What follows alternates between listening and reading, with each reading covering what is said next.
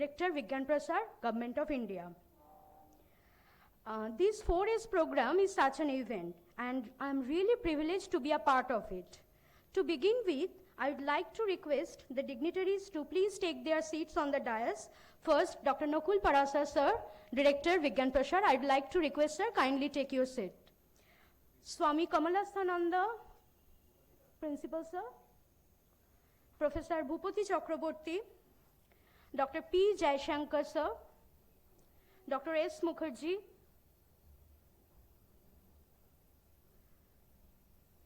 kindly take your seat, sir, on the dais.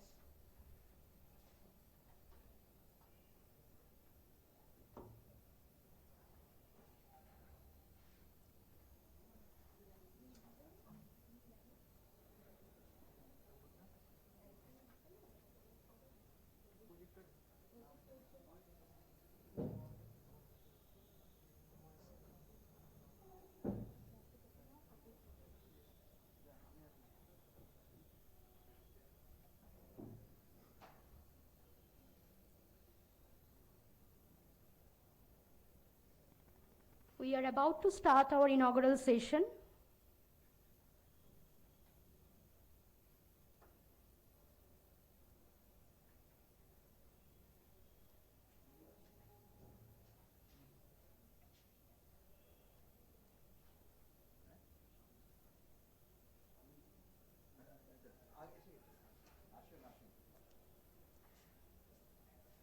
I request you to, sir, to kindly take your seat on the dais. I request Dr. Manush Pratim Das, today's speaker, to kindly take your seat, sir, on the dais.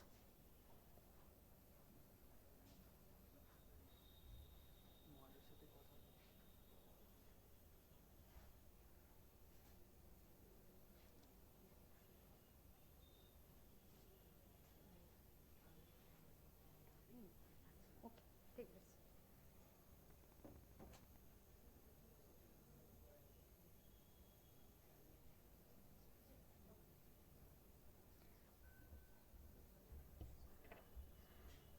Thank you, everyone.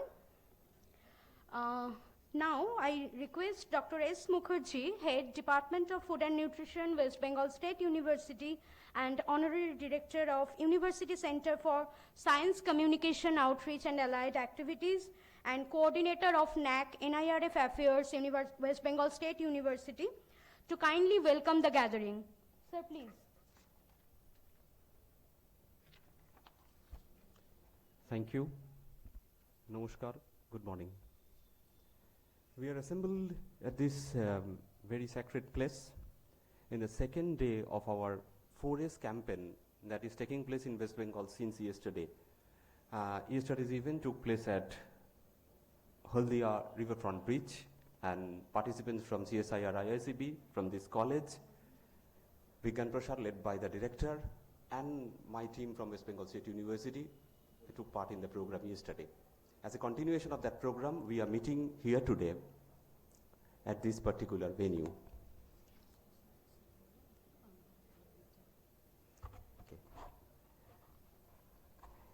Okay.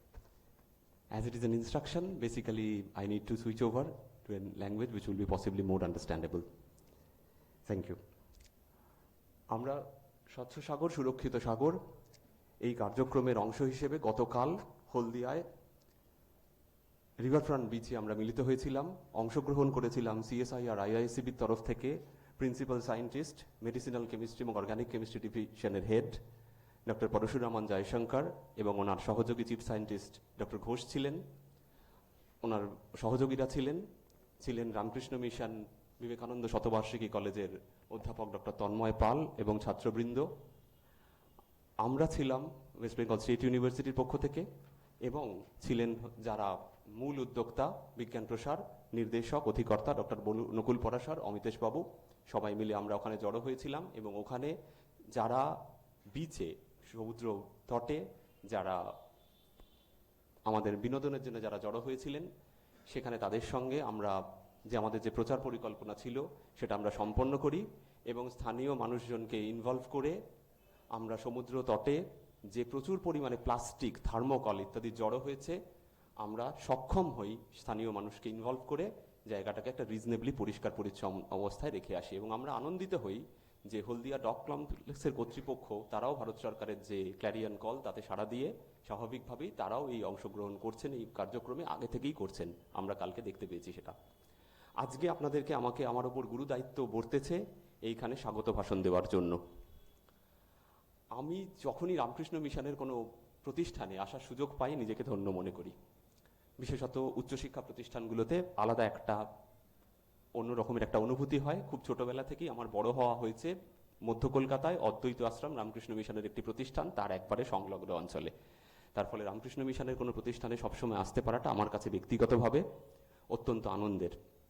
এই জন্য আমি সবিশেষ কৃতজ্ঞতা জানাই Ramakrishna mission শতবার্ষিকী কলেজের অধ্যক্ষ কমলাস্থানন্দজি মহারাজকে এবং আমাদের সবার অতি প্রিয় বিজ্ঞান প্রসারের অধিকর্তা ডক্টর নকুল পরাশর মহাশয়কে আমাকে আপনাদের সামনে দু কথা বলার সুযোগ করে দেওয়ার জন্য।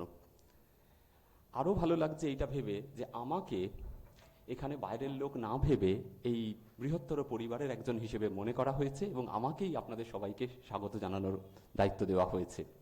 আমি আবার কৃতজ্ঞতা জানাই।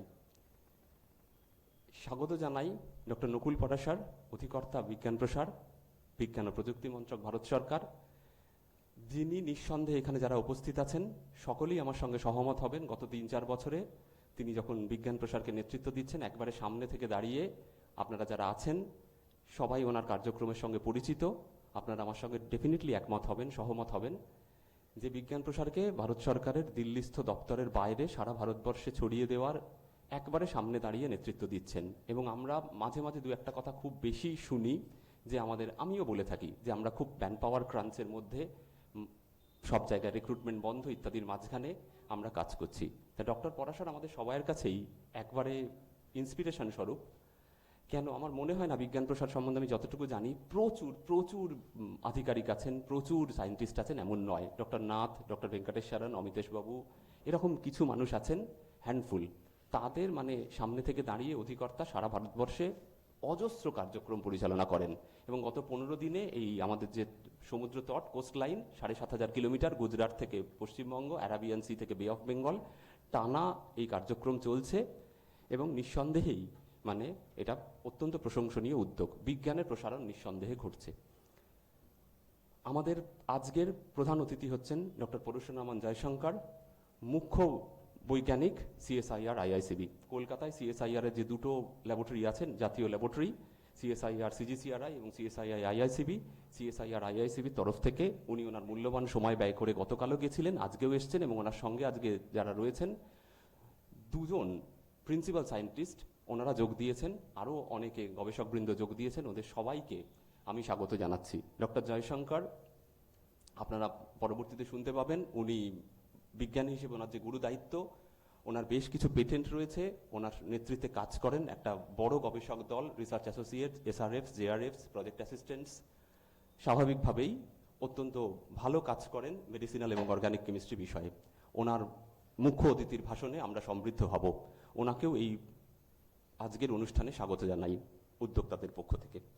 আমাদের মধ্যে আজকে উপস্থিত রয়েছেন আমার বিশেষ বন্ধু, প্রায় 15 বছরের ওনার সঙ্গে পরিচয়, আকাশবাণী কলকাতার বিজ্ঞান বিভাগের দায়িত্বপ্রাপ্ত ডক্টর মানসপ্রতিম দাস। ডক্টর মানসপ্রতিম দাসের সঙ্গে আমার পরিচয়ের সৌভাগ্য হয়েছিল প্রায় বছর 15 আগে, এই শতাব্দীর প্রথম দশকে, যখন একাডেমিক স্টাফ কলেজ, আমার পূর্ববর্তী যে প্লেস অফ এমপ্লয়মেন্ট ছিল কলকাতা বিশ্ববিদ্যালয়, তার দায়িত্বে থাকতাম। অধ্যাপকদের ট্রেনিং প্রোগ্রাম অর্গানাইজ করতে হতো। তখন ডক্টর দাসকে প্রথম অনুরোধ করতাম নানা রকম কার্যক্রমে যোগ দিতে। সেই ওনার সঙ্গে আমার পরিচয় সূত্রপাত। সেই সূত্রে বলি, ডক্টর মানসপ্রতিম দাস লিটারালি কিন্তু he is in the habit of invading your drawing room, bedroom at any point of time. You unknowingly switch on your radio sets or your mobile set, you may hear his voice. And it is a sound of music.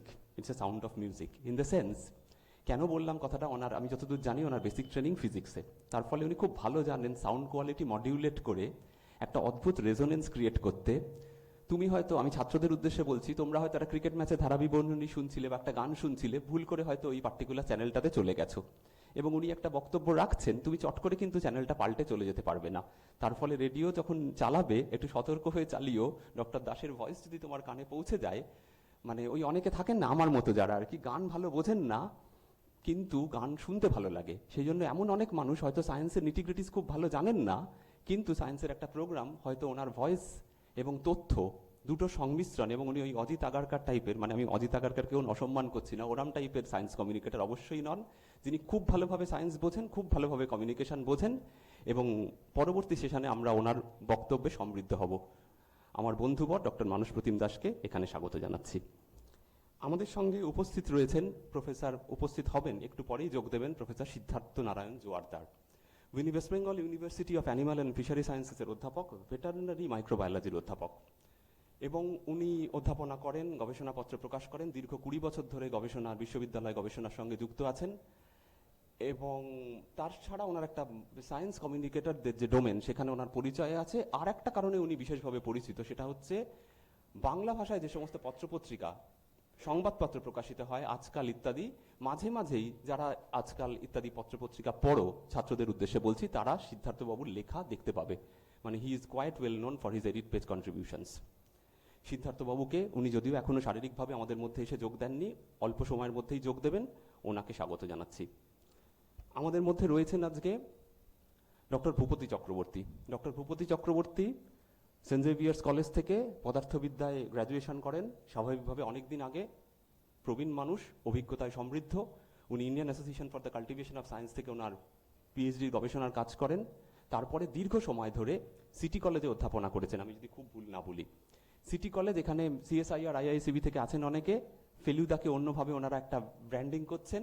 ফেলুদার লেখাতেও কিন্তু city কলেজের উল্লেখ আছে। যারা youngsters তারা নিশ্চয়ই বুঝতে পারছো। ফেলুদা সিটি কলেজ, সেই সিটি কলেজে দীর্ঘ সময় ধরে, অনেক দশক ধরে অধ্যাপনা করেছেন। তবে ওনার আরো বেশি পরিচিতি, যেখানে উনি একদম ইনডেলিবল মার্ক রেখেছেন, সেটা হচ্ছে সায়েন্স কমিউনিকেশন। দীর্ঘদিন ধরে সায়েন্স কমিউনিকেশনের কাজে উনি যুক্ত রয়েছেন, এবং ইন্ডিয়ান অ্যাসোসিয়েশন অফ ফিজিক্স টিচার্সের পক্ষ থেকে উনি অসাধারণ কাজ দশকের পর দশক ধরে করে চলেছেন।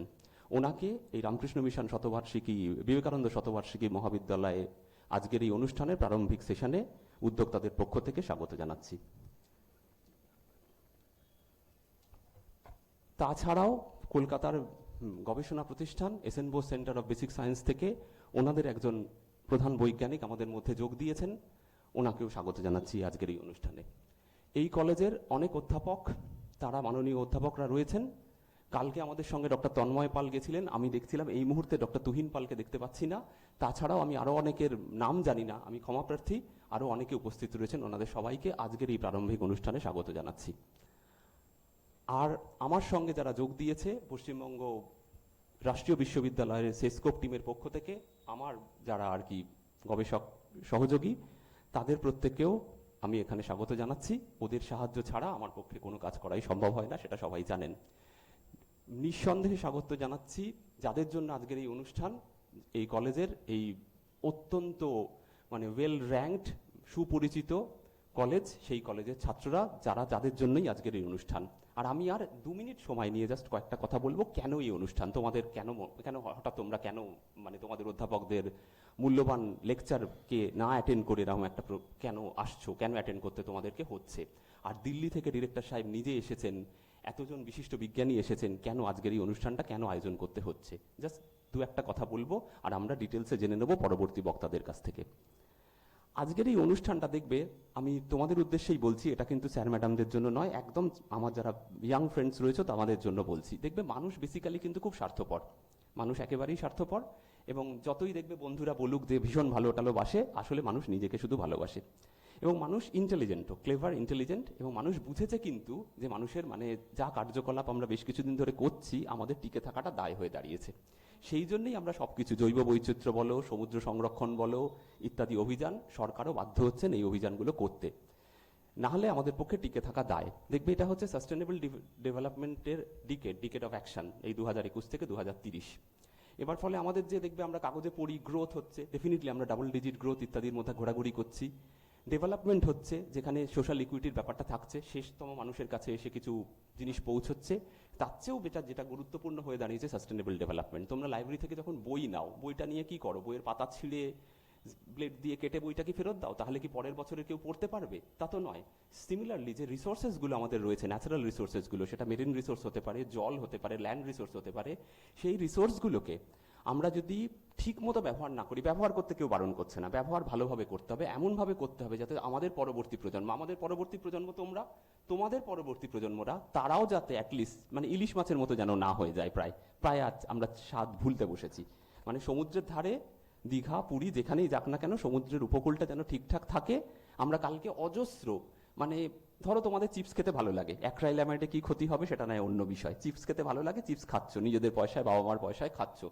প্যাকেটটাকে সমুদ্রের ধারে ফেলে আসার খুব একটা প্রয়োজন নেই, কেন ওটার হাই রেসিডেন্স টাইম, বায়োডিগ্রেডেবল নয়। থার্মোকল কালকে নিজে হাতে প্রচুর কুড়িয়েছি, এই দিদিরা অনেক কুড়িয়েছে, ডিরেক্টর সাহেব নিজে কুড়িয়েছেন, অজস্র পড়ে আছে। বন্ধুদের সাথে গল্প করলে কোনো ক্ষতি নেই। চিপসও যদি খেতে ইচ্ছা হয়, বললাম একবার, দ্বিতীয়বার বলে লাভ নেই, কিন্তু প্যাকেটগুলো ওখানে ওরমভাবে না ফেলে এলেই বোধহয় ভালো।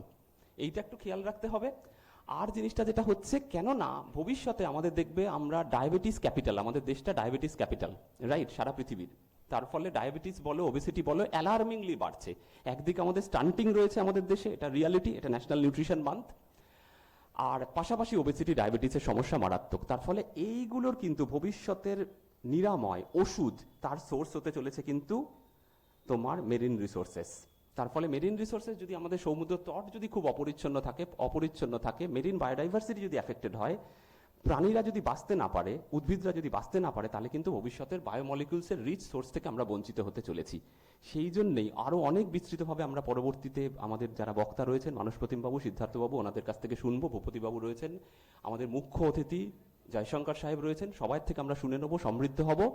এইটুকু বলে আমার স্বাগত ভাষণ শেষ করছি। আবার একবার সবাইকে এই পুণ্যভূমিতে আসার জন্য, মূল্যবান সময় ব্যয় করে আসার জন্য আবার স্বাগত জানাচ্ছি। ধন্যবাদ।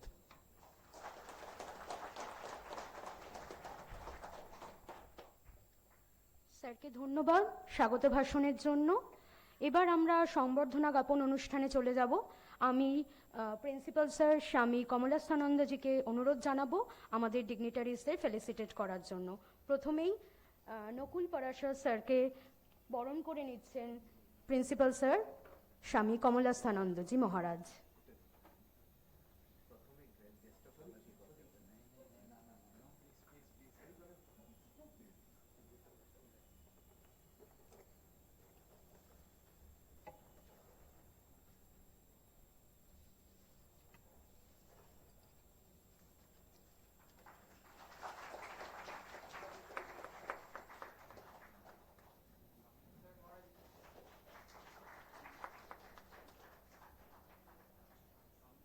ধন্যবাদ স্যার।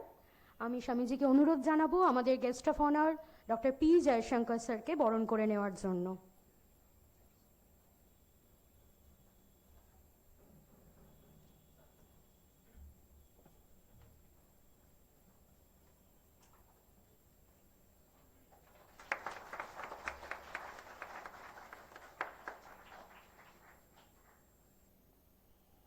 ধন্যবাদ জানাচ্ছি স্যারকে। এরপর বরণ করে নেওয়ার পালা আমাদের স্পিকার আজকে ডক্টর মানস প্রতিম দাসকে।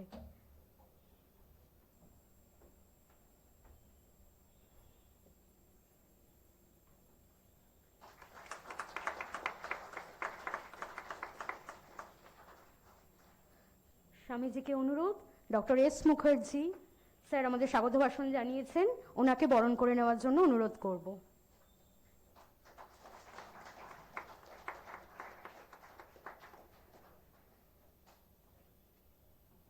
ধন্যবাদ স্যার। আমাদের মধ্যে উপস্থিত আছেন বিশিষ্ট বৈজ্ঞানিক এবং বিজ্ঞান সঞ্চালক প্রফেসর ভূপতি চক্রবর্তী, ওনাকে বরণ করে নেওয়ার জন্য অনুরোধ জানাচ্ছি।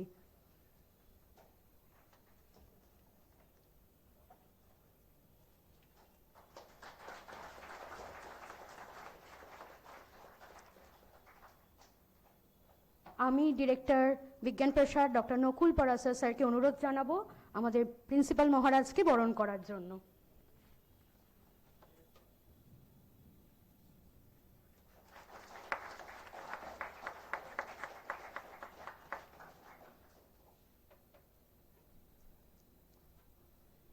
অসংখ্য ধন্যবাদ স্যারকে।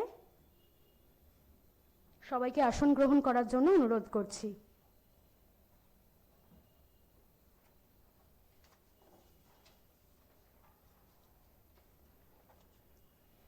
এরপর আমরা আমাদের টেকনিক্যাল সেশনে শুনবো ওনার কথা ডক্টর মনোজ প্রতিম দাসের কথা, কিন্তু তার আগে এই ইনগরাল সেশনে স্যারকে কিছু বলার জন্য অনুরোধ করছি। Doctor Manoj Pratim Das, sir please.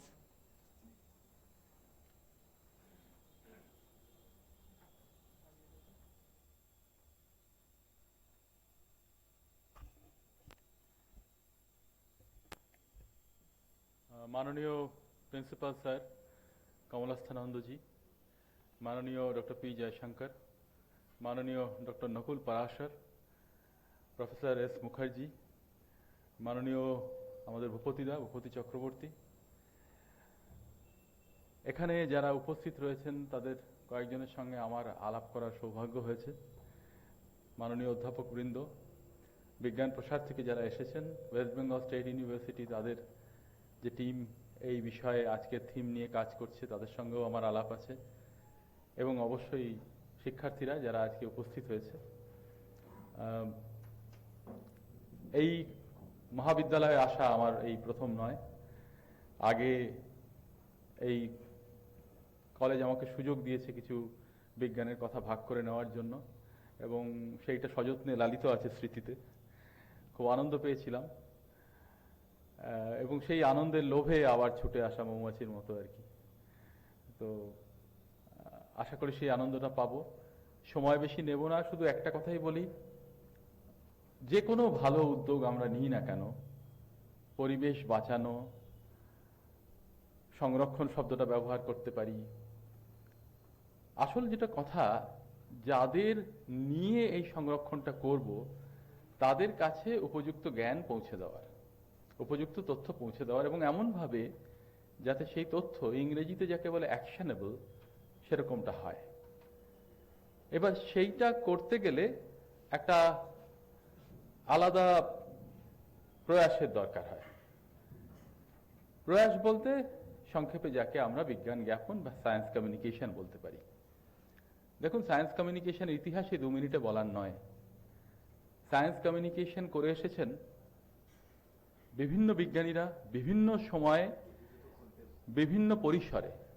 আমি শুধুমাত্র যদি রয়্যাল ইনস্টিটিউশনের কথা ভাবি, যেটা অষ্টাদশ শতকের একেবারে শেষে গড়ে উঠল, সেই রয়্যাল ইনস্টিটিউশনে হামফ্রি ডেভি বক্তৃতা করছেন, এবং তার সামনে যে স্ট্রিটটা, তখন তো ঘোড়ার গাড়ি চলতো, মোটর গাড়ি চলতো না, তো সব ক্যারেজে ভর্তি হয়ে গেছে। একটা গাড়ি আরেকটা গাড়িকে ক্রস করতে যাচ্ছে, পেছন থেকে এসে গেছে, বন্ধ, আর কেউ যেতে পারছে না। ব্রিটিশ প্রশাসন সেই সিদ্ধান্ত নিল যে এখন থেকে এই স্ট্রিটটা ওয়ান ওয়ে স্ট্রিট হবে। ব্রিটেনে সেটাই প্রথম ওয়ান ওয়ে স্ট্রিট। কেন তৈরি হলো? সায়েন্স কমিউনিকেশনের জন্য। সায়েন্স কমিউনিকেশন জগদীশচন্দ্র বসু করেছেন। আমাদের কাছে ছবি নেই জগদীশচন্দ্র বসুর সামনে কতজন দর্শক বসে আছেন, কিন্তু কিছু কিছু স্মৃতিচারণ থেকে জানি জগদীশচন্দ্র বসুর বক্তৃতা শুনে যেভাবে উদ্বেলিত হয়েছিল শিক্ষিত, কম শিক্ষিত, খুবই কম শিক্ষিত মানুষজন, এবং পরবর্তীকালে বিজ্ঞানে আরও তাদের আগ্রহ প্রসারিত হয়েছিল, সেটা বলার নয়, সেটা অসাধারণ। আজকে এসে সায়েন্স কমিউনিকেশন অনেক পথ পার করেছে। ডক্টর নকুল পরাশরের সামনে এই কথাগুলো বলা ধৃষ্টতা। তিনি এতটাই জানেন এ সম্পর্কে, এবং তিনি আমাদের আজকে শুধু বিজ্ঞান প্রসারের নন, I want to snatch him away from Vigyan Prasar. তিনি আমাদের অধিনায়ক, তিনি আমাদের লিডার, এবং তিনি আজকে দেখাচ্ছেন কিভাবে বিজ্ঞানের জ্ঞান ছড়িয়ে দিতে হয়। Science communication is itself a science নাও।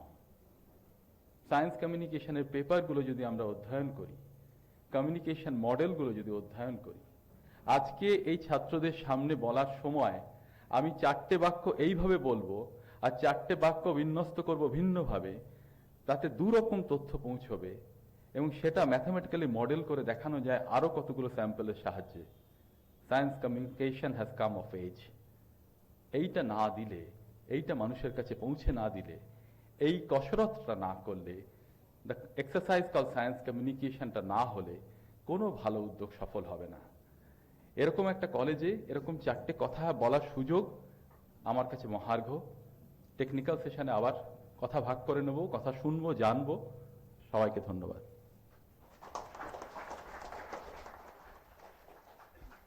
স্যারকে ধন্যবাদ।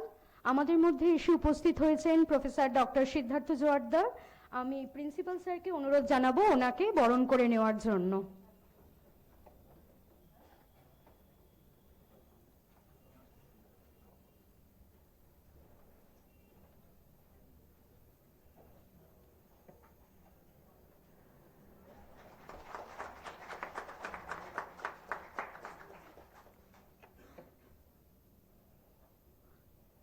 ধন্যবাদ স্যার।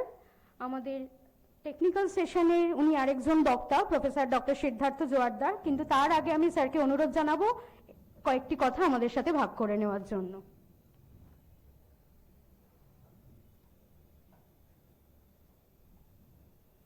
প্রথমেই মাপ চেয়ে নেব আজকে একটু দেরি করে আসার জন্য। সময় নিয়মানুবর্তিতা আমাদের সবসময় মেনে চলতে হয়। আমি রামকৃষ্ণ মিশনের ছাত্রদের সামনে দাঁড়িয়ে আছি, দূরত্বের জন্য হোক বিভিন্ন কারণে আমি আসতে পারিনি। যাই হোক, মঞ্চে উপবিষ্ট মহারাজ এবং অন্যান্য যারা বিশিষ্টজনরা বসে আছেন, ডক্টর নকুল পরাশর বসে আছেন এবং আমার বিশিষ্ট যারা কলিগ এবং সিনিয়ররা রয়েছেন, তাদের সবাইকে আমার আন্তরিকভাবে ধন্যবাদ জানাচ্ছি এবং নমস্কার জানাচ্ছি। তোমরা যারা সামনে আজকে আছো, একটা কথা বলেন না বললেই নয়, সেই জন্য কয়েকটা কথাই বলতে হচ্ছে। পরবর্তীকালে কিছু স্লাইডের মাধ্যমে সামান্য একটু উপস্থাপনা করার চেষ্টা করব। বিজ্ঞানকে মানুষের কাছে নিয়ে যাওয়ার জন্যে তোমাদের মতন ছেলের দরকার। আমরা যখন ছোট ছিলাম তোমাদের মতন এবং তার থেকেও ছোট, স্কুল লেভেলে কথা বলছি, সে সময় আমাদের যেটা মনে হতো সেটা আমার মনে হয় তোমাদেরও সেটা একই ধরনের মানসিকতা। স্বাধীনতার আগে যদি আমরা জন্মাতাম, আমরা ইতিহাস ভূগোল পড়াশোনা, আমরা সব আবেগপ্রবণ, তো ছাত্র অবস্থায় আরও বেশি আবেগপ্রবণ ছিলাম, তোমরাও আছো, প্রত্যেকেই আমরা আবেগপ্রবণ। ইতিহাস বইয়ে যখন স্বাধীনতার কথা পড়তাম, বিশেষ করে দশম শ্রেণীর ছাত্র হিসেবে, নবম এবং দশম শ্রেণীর ছাত্র, বিশেষ করে দশম শ্রেণী, সেই সময় আমরা ভাবতাম যে মানুষের জন্য কিভাবে কাজ করা যায়। স্বাধীনতার সময় যদি আমরা জন্মগ্রহণ করতাম, স্বাধীনতার আগে, তাহলে হয়তো কিছু কাজ দেশের মানুষের জন্য করতে পারতাম, অন্তত কিছু এমন কিছু কাজ যেগুলো মানুষের জন্য করা।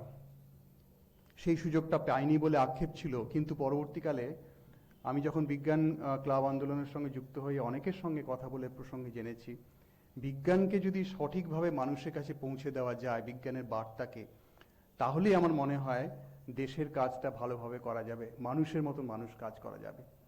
মানুষ হয়ে বেঁচে থাকার জন্য যে বোধ, মনন, শিক্ষা আমাদের মধ্যে রয়েছে এবং চেতনা রয়েছে, সেই চেতনার বিকাশ আমার মধ্যে না রেখে শুধুমাত্র অন্য মানুষের মধ্যে ছড়িয়ে দেওয়ার মধ্যে যে প্রয়াস, সেই প্রয়াসটা বিজ্ঞান, আমরা বলতাম বিজ্ঞান ক্লাব আন্দোলন, এখন বিভিন্নভাবে মানুষের কাছে বিজ্ঞানের বার্তা পৌঁছে যাওয়ার জন্য, যেটা ডক্টর দাস একটু আগেই বলছিলেন, বিজ্ঞানের সম্প্রচার করা, সম্প্রসারণ করা।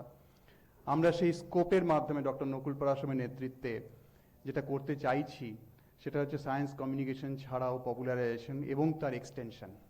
স্কোপের যে পুরো ফর্মটা আর কি, পুরো ভাষাটা, সেখানে তার মানেটা দাঁড়াচ্ছে এরকম: আমরা হয়ে থাকতে চাই, আমি হয়ে নয়, সমাজের একটা অংশ আমি, সমাজকে নিয়ে এবং বৃহত্তর পৃথিবীকে নিয়ে, বাস্তুতন্ত্রের সমস্ত জীবেরা রয়েছে তাদেরকে নিয়ে, মানে জীব বৈচিত্র্য বেঁচে থাকার মধ্য দিয়ে।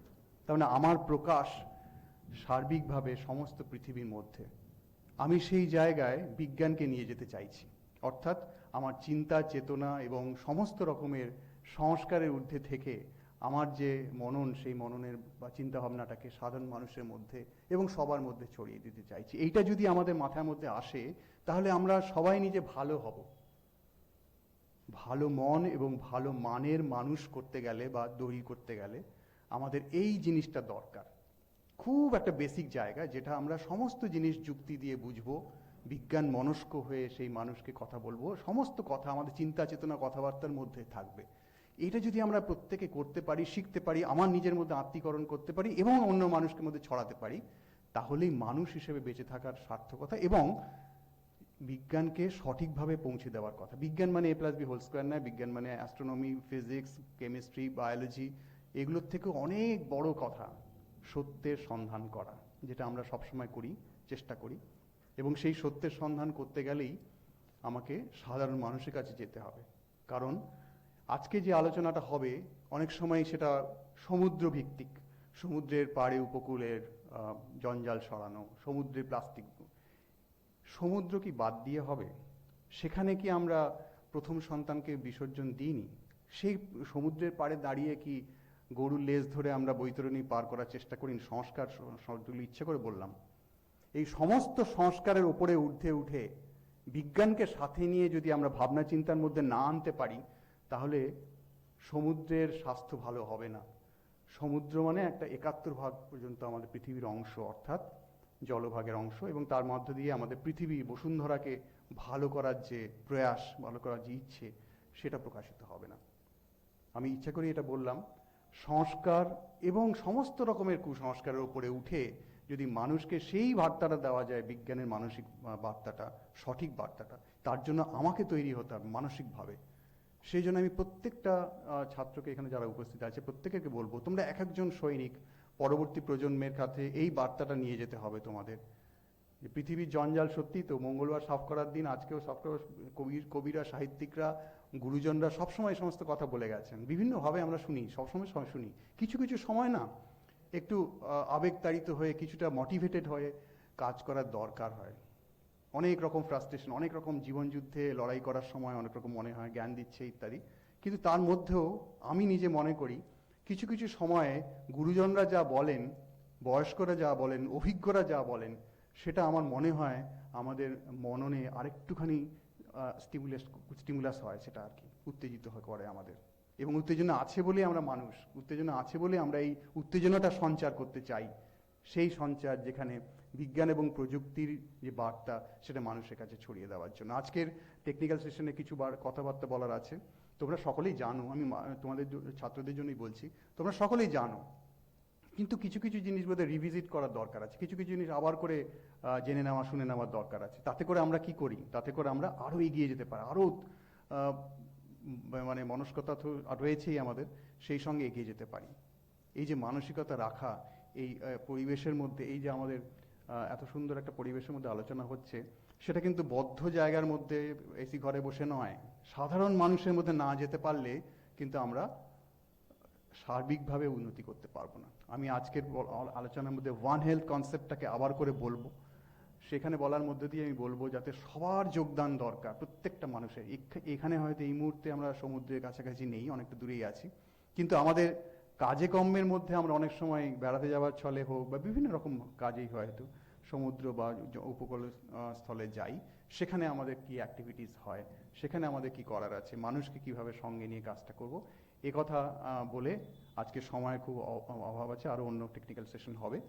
সেই জন্য সবাইকে ধন্যবাদ জানিয়ে আমার ব্যক্তিগত তরফ থেকে, আমি পশ্চিমবঙ্গ প্রাণী ও মৎস্যবিজ্ঞান বিশ্ববিদ্যালয়ে অধ্যাপনা করি ভেটেরিনারি মাইক্রোবায়োলজি ডিপার্টমেন্টে, এবং People's Association for Science and Environment বলে একটি সংস্থা আছে, বিজ্ঞান সংস্থা, তার সঙ্গে যুক্ত আছে, কাজকর্ম করি, এবং বিজ্ঞানের প্রচার প্রসারের কাজে ছোটবেলা থেকে যুক্ত আছে।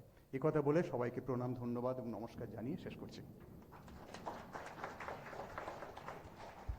স্যারকে ধন্যবাদ।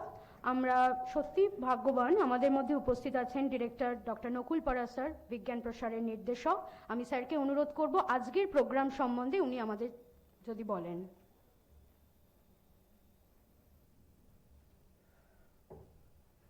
নমস্কার।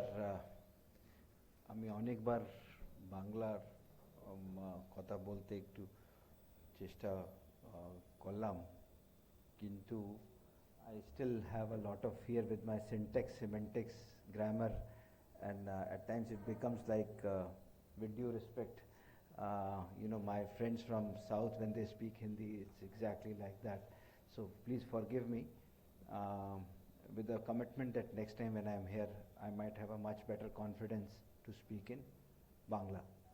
So respected Swamiji Maharaj, respected Dr. Jai Shankar, and respected Dr. Jordar, respected Dr. Manas Pratim Das, Professor Mukherjee, Dr. Chakrabarti, and especially really want to thank from the core of my heart Dr. Rajiv Mitra, who's come all the way from SN Bose Institute to be with us, because he's part of this entire mission that we are working together. And also I'm thankful to Sumanda, Dr. Sarita, a senior scientist from our ISCB who's here. Please forgive me, I just forgot. Inder Bhushan Tiwari ji, right? My apologies. Having worked so closely, I've been, in fact, Dr. Sarita Ghosh's name also had been mismatching. Anyway, maybe this shows the magnitude of work that we are trying to get into, because time is little and we have much more to do. See, what you see is the Swachh Sagar Surakshit Sagar, and most of us had been to Haldia yesterday. This is something that we've all gotten started on 5th of July. Now the question would be, when it started on 5th of July, why did we come today? See, our idea was to reach all 75 beaches, 75 days, and on a 7,500 kilometer coastline that we have. And in this coastline, our idea is to clean the beaches so that our seas are clean. Why do we want to clean the beaches? For all of us know that right in the heart of our sea, we have already made a big damage. There's a lot of non-biodegradable material that is already there. As a result, our biodiversity, our entire nature has been spoiled to quite an extent. And every time there is a sea wave that comes and throws a lot of garbage on the sea beach, which clearly indicates that there is a lot more and much has been there. We all know that plastics, when they interact with water, there is a process called leaching that affects. And that leaching takes all that micro particles, gets mixed into the water. And if we were to, we don't drink water in a plastic bottle which is thereafter, because all these bottles that we see have an expiry date. So the reason is, we all know this is all because of plastic leaching effect and much more.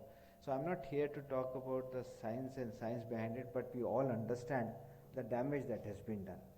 So 17th of September, why 17th of September? 17th of September is the third Saturday of September, which is celebrated as the International Coastal Cleanup Day.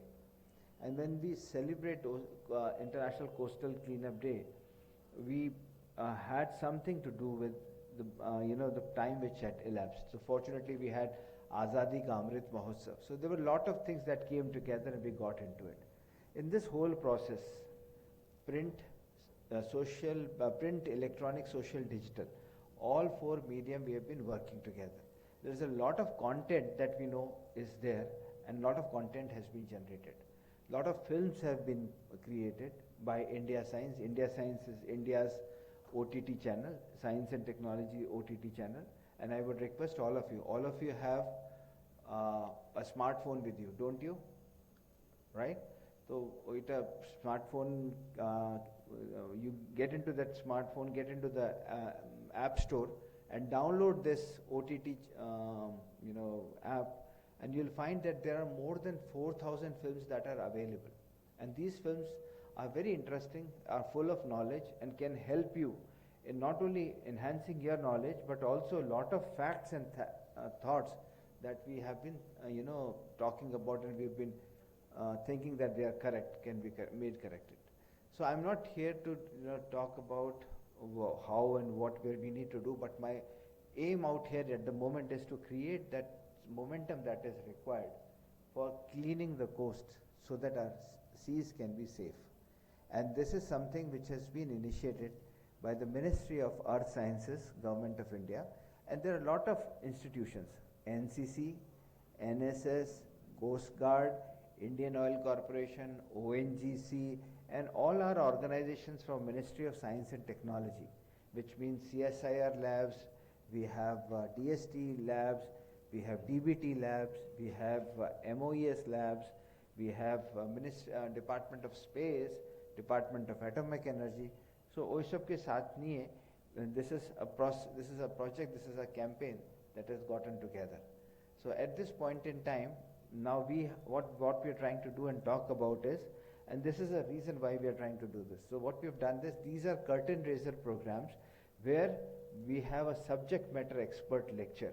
So fortunately we have two luminaries who have been working in this area, and our program in Bangla, these two gentlemen will be speaking and talking about, and I'm sure you'll all enjoy, because when these two people speak, and you must have heard them in webinars, they have a lot of information to share, a lot of new ideas, very interesting things that will help you understand. So let's make best use of it. And we've also done, Swamiji has been very kind that we have done competitions for school students, and today we will be giving them awards to the winners of those school students. Similarly, we've also thought of doing some Nukkad Natak. We'll be trying to do some Kavi Sammelan and so on and so forth. So there are a lot of things that are happening, so that it is just not a cleanup drive, but a mass awareness program. And in this has to be a public program, so that is why we are all trying to work in this direction. I know there is a lot that I can go on talking about what we need to do, how and what, but this is a very amorphous, because forgive me, I've been a student of amorphous material, so my introduction is always amorphous. So, so this small introduction, I'll pause here, because the idea is to ensure that we all get together. We have 4 beaches in West Bengal that have been identified: Bakhali Island, Henry Island, and Bakhali Beach, Henry Island, Haldia Riverfront Beach, and Digha. So 17th we'll be doing a major program in these places. How we need to do this? We have Dr. Rajiv Mitra here, we have team from IICB, we have now Dr. Srimati Ghosh with us, and we'll have all of us. So after the program is over, we'll sit down for a discussion how we need to chalk out a plan, and all this logistics and everything will be decided accordingly. So with this, I think I really thank all of you for having come, and it's time that people like all of us, especially youngsters, we have to get together and ensure that when we get to the beaches, we not only clean it ourselves, but tell people that, see, cleaning the beach is going to help make the seas safe. For whom? Not for us, but for the generations to come. And this should not be a moment of triumph. Like 17th September should not be a day of triumph that we have done eta koreche, but it has to become a way of life, something that has to get inside us. The whole program, whole effort that we are making will only be successful that we built into our own system, that neither we nor people around should be prompted to take plastic or biodegradable things to the seashore. And once this happens, once this habit gets into us, we'll be responsible citizens, and I'm sure we'll be able to prevent any more damage that we are going to create to the lovely seas and oceans that we want. We all love to go to the seashore, but it becomes a little heart-wrenching when you see a lot of all this happening there. So thank you so much, and let's meet up and take this whole mission forward from here again. Jai Hind and Jai Bharat. Thank you very much, sir, for your inspiring words. Your presence matters a lot to us. এরপর আমি principal sir স্বামী কমলাস্থানন্দজিকে অনুরোধ জানাবো ওনার বক্তব্য রাখার জন্য।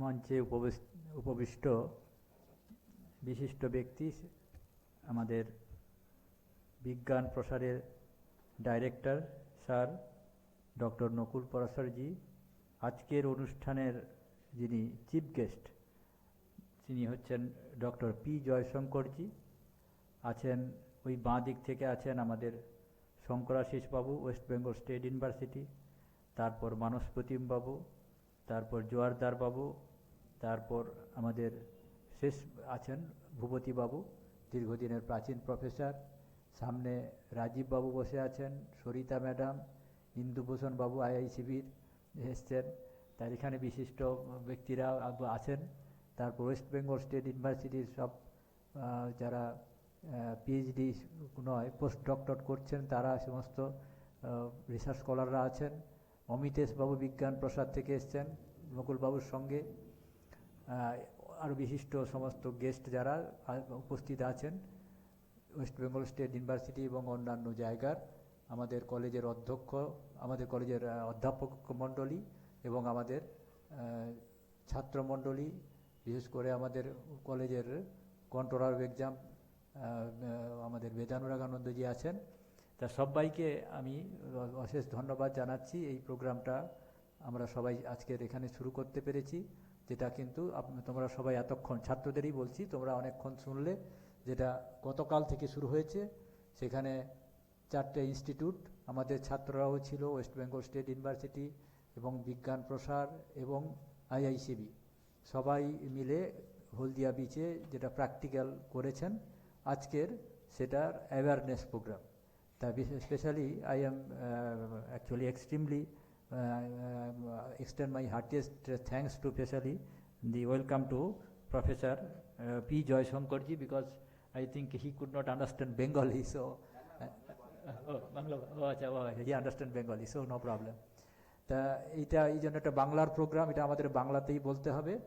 তা আমাদের খুব সুন্দর লাগলো এখানে আমাদের শুরু করেছেন যে আমাদের শঙ্করাশিস বাবু থেকে শুরু করে সবাই, নকুল বাবু সুন্দরভাবে এই যে স্বচ্ছ সাগর সুরক্ষিত সাগর এই প্রোগ্রামটা আমাদের কেন বলতে মানে দরকার, আমাদের অ্যাওয়ারনেস, সেটা বলতে শুরু করলেন।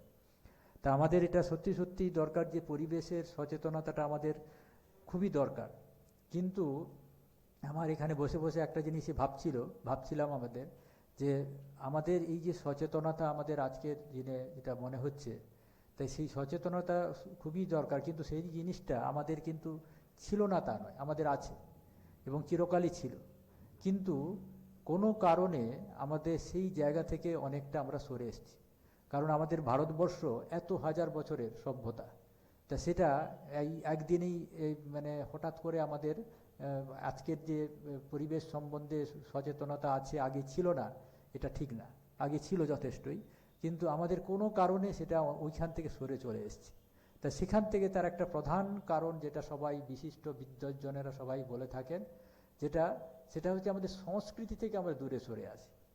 যদি কোনো সভ্যতা সংস্কৃতি থেকে দূরে সরে আসে, তাহলে সেটাই তার মানে পতন অবশ্যম্ভাবী। রবীন্দ্রনাথ বলেছেন যে সভ্যতা সংস্কৃতি কীরকম না, হাতের যদি একটা হীরের আংটি থাকে, তা হীরেটা হচ্ছে সভ্যতা, সংস্কৃতিটা হচ্ছে তার দ্যুতি। যদি দেখা যায় একসময় হীরেটার দ্যুতি চলে গেল, কেউ তাকে হিলে বলবে? কেউ বলবে না। সেটা রবীন্দ্রনাথ যেটা বলছেন সুন্দরভাবে। তা সেই জন্য সভ্যতা সংস্কৃতি অঙ্গাঙ্গিভাবে জড়িত, হীরে আর হীরের আংটি তার দ্যুতি যেমন জড়িত, তো এখানেও সেই রকম আমাদের ভারতবর্ষের সভ্যতা সংস্কৃতিভাবেই তার সঙ্গে পরিবেশটা গভীরভাবে জড়িত ছিল। আমি তো মনে করি আজকের দিনের ইকোলজি এই ভারতবর্ষ থেকে মানে শিক্ষা করা জিনিস। কারণ ভারতবর্ষের প্রতিটা বিষয়, এই পঞ্চতত্ত্ব, বিশেষ করে এই পৃথিবী, জল, আকাশ, বায়ু, অগ্নি, কি নেই, প্রতিটা শতাব্দীতে প্রচুর মানুষ লিখে গেছে এবং সেই নিয়ে এখনও প্রচুর রিসার্চ সব কিছু হচ্ছে, যে কত গভীরভাবে আমাদের ভারতবর্ষের মানুষ এইগুলো নিয়ে ভাবত। আর আজকের বিষয়বস্তু যে সাগর, সেই সাগর নিয়ে যে কত কিছু আছে, কত কিছু এই যে আমাদের বলে যে অনেক প্রাচীন যে ঋগ্বেদ, তো সেখানে সাগরের উপর একটা সূক্ত আছে, সাগরের উপর একটা বিরাট সূক্ত আছে। তাই তখনকার দিনের সেই সূক্ততে বলা হয় যে তখনকার দিনে সমস্ত মানুষ, আমাদের যেহেতু 3 দিকে সমুদ্র আছে, একদিকে হিমালয় আছে, তা মানুষজন যারা শ্রীকোষ্ঠের অধিকাংশ মানুষই শ্রীকোষ্ঠে থাকে, তারা সকাল থেকে উঠে সমুদ্রের ধারে দাঁড়িয়ে থাকে, প্রার্থনা করে সূর্যের দিকে তাকিয়ে আর সমুদ্রের দিকে তাকিয়ে। কি করে প্রার্থনা করে? যাতে সব কিছু যেন কল্যাণ হয়, মঙ্গল মনে হয়, যে সমুদ্র যাতে সব কিছু তাদের দান করে। তা এইভাবে মানুষ কিন্তু আস্তে আস্তে সবাই বড় হয়ে উঠেছিল। তাই আমাদের সব কিছু, আমাদের ম্যাথমেটিক্স, এখানে ম্যাথমেটিক্সের ছেলেরা আছো, তোমরা জানো না ম্যাথমেটিক্সের 4 নাম্বার, আগেকার যুগে গ্রিক রোমান সব জায়গাতে এরকম 4-5 শুরু হয়নি, একটা ওয়ার্ড দিয়ে। 4টাকে ইন্ডিকেট করা হতো সাগর, সাগর মানে 4, তো 4টা সাগর দিয়ে ইন্ডিকেট করা হয়েছিল। পরের দিকে যখন দেখা যাচ্ছে যে গ্রিকরা মাত্র 10⁴, যেটাকে মানে মিরাট বলতো ওরা, রোমানরা যেখানে মিল্ক বলতো 10⁻3, তারপর ভাবতেই পারতো না। সেই সময় ভারতবর্ষ 10⁻18 ভাবছে, অবলীলায় ভেবে যাচ্ছে, তাকে বলছে সাগর। 10⁻18কে বলছে সাগর। অনেক আগের কথা, আজকের দিনের নয়, তখন বেদিক ম্যাথমেটিক্সের কথা অনেক দিনে। তা তখনকার দিনের এই বিশাল জিনিসকে বলছে সাগর। তা এই কথাতে সেই যেমন আছে যে সব শান্তি মন্ত্র সবাই মুখে বলে থাকে যে মধু বাতা রিতায়তে মধুক্ষরন্তে সিন্ধবহ, সিন্ধু মানে সমুদ্র, যে বায়ু হচ্ছে মধু বিতরণ করছে, মানে নেকটার, সমুদ্রের মধ্যেও নেকটার। এটা মানুষের ফিলিংসের মধ্যে ছিল, আমাদের সংস্কৃতির মধ্যে ছিল। তো তার ফলে আমাদের এই পবিত্রতা বোধটা ছিল যে তখন এইটা নোংরা করব, এটা নোংরা করব না। যে জিনিস যার মধ্যে পরম পিতা বিরাজ করছে, এই বাতাসের মধ্যে, সমুদ্রের মধ্যে, নদীর মধ্যে, তাকে কে অপবিত্র করে? এই বোধটা আমাদের এতই গভীর ছিল। কিন্তু কোনো কারণে আমরা এই জায়গা থেকে আস্তে আস্তে সরে চলে আসি। এটাই হচ্ছে আমাদের সংস্কৃতির বিপর্যয়। সংস্কৃতি থেকে আমরা সরে আসি, কি করে সভ্যতা থাকে? তাই আমাদের এত গভীর এই সংস্কৃতিবান দেশ আমাদের সভ্যতার সংকটে পড়তে হয়েছিল। তা সেই জন্য রবীন্দ্রনাথ এই কথা লিখেছিলেন যে হীরের আংটি, হীরেটা হচ্ছে সভ্যতা, আর দুটিটা হচ্ছে সংস্কৃতি। দুটিটা হারিয়ে গেলে হীরে থাকবে না। তা সেই জন্য আমাদের আজকে বিশেষ করে ছাত্র, তোমাদের বলতে ইচ্ছে করছে, স্যাররা সবাই জানে, স্যাররা যেটা জানে যে সংস্কৃতিটা বাঁচাতে হবে, সংস্কৃতিটা যেন কুসংস্কৃতি না হয়। আমাদের ভারত সংস্কৃতির গভীর মূলটা আমাদের ধরতে হবে। সেই সংস্কৃতিটা ধরে থাকলে তাহলে কিন্তু আমাদের ভারতের এই যে সংস্কৃতির মধ্যে পরিবেশ, আর পরিবেশ বাঁচানো আমাদের রক্তের মধ্যে আছে। আমাদের কি নেই, সমস্ত লিটারেচারে সব জায়গাতে আমাদের এই পরিবেশ এবং পরিবেশকে গভীরভাবে বলা আছে।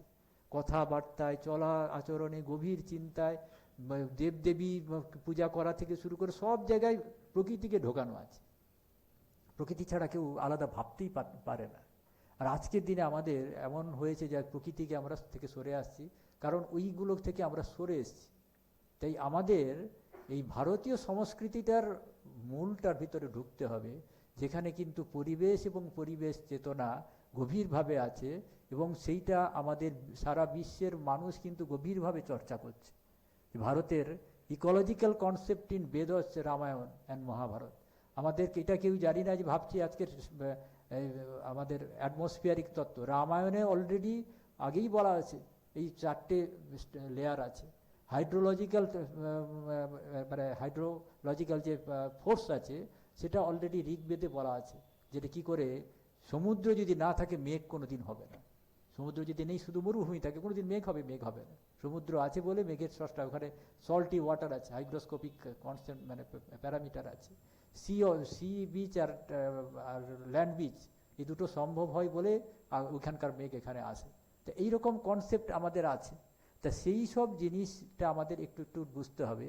তার সঙ্গে আজকের দিনের এই যে বিজ্ঞানটাকে যোগ করতে হবে।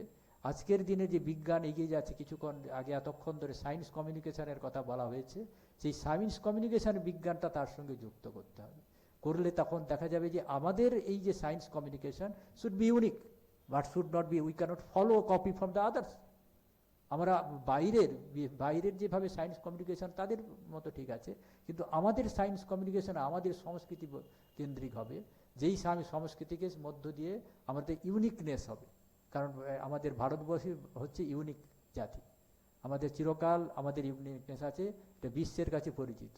তা সেই ইউনিকনেসটা যদি আমরা যেদিন হারিয়ে যাব, ভারতীয় হিসাবে আমাদের ঐতিহ্যটা সেই দিন আমাদের চলে যাবে। তা সেই জন্য তোমাদের কাছে আজকের এই আমার একটু বিশেষ এই দিনে কথা, যে আজকের এই পরিবেশ বাঁচানো, বিশেষ করে সাগর এই বাঁচানোর এই যে কথা, আজকের আমাদের গভীরভাবে সেই দিনে বুঝতে হবে যে আমাদের সংস্কৃতির মধ্যে সাগর কোথায় লুকিয়ে আছে, সেই ভালোবাসা, সেই প্রাণটা আনতে হবে। তখন মনে হবে সাগরের কাছে গেলে সমস্ত মানুষ তখন ভক্তিতে এবং মানে বিশ্বাসে প্রত্যেকের মধ্যে ওটাকে বাঁচাতে প্রাণ দিয়ে বাঁচাবে।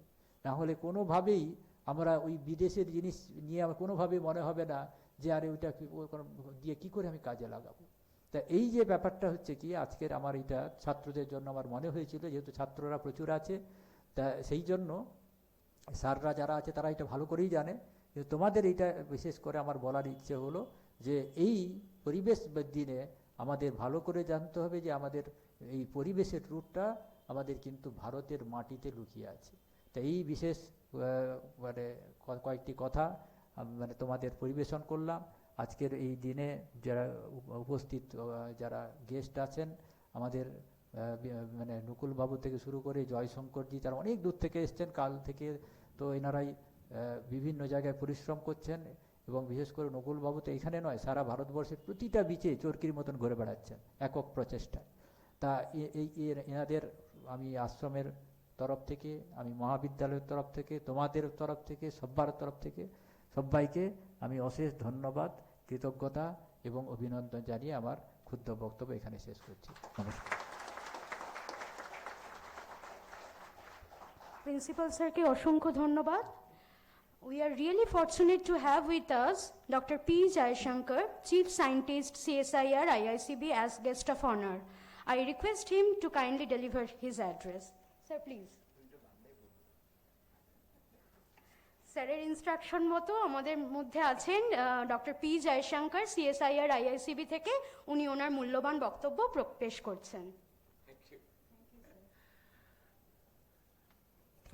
নমস্কার। Respected Sri Dr. Nakul Prasar ji, Director Vigyan Prasar, respected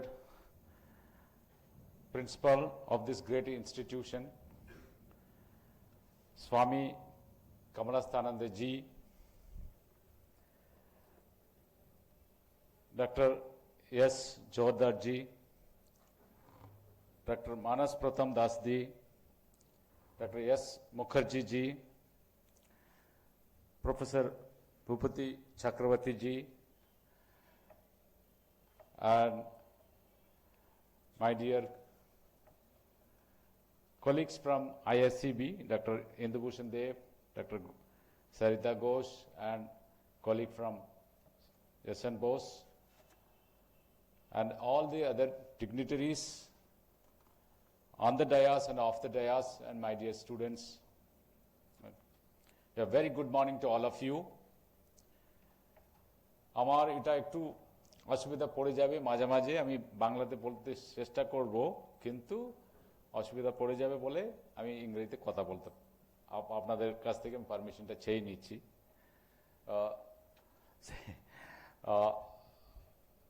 So first of all, I would like to thank Dr. Nakul Prasar ji for giving this great opportunity, not only to be a part of this noble initiative, and also to come to these great institutions.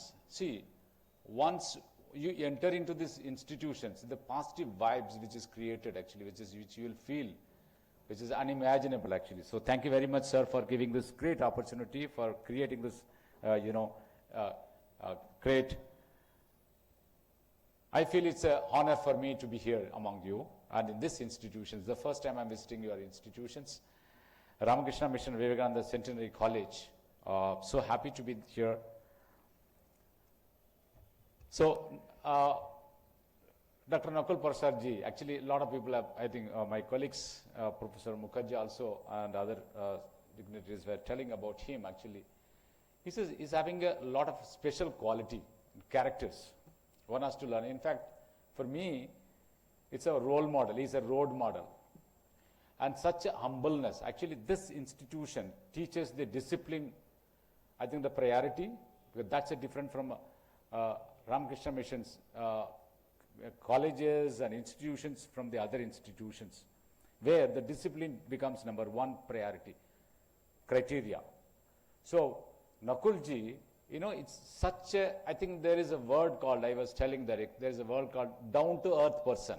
He's the down-to-earth person. Thank you very much, sir, for the great quality. It's a learning experience whenever I interact with him.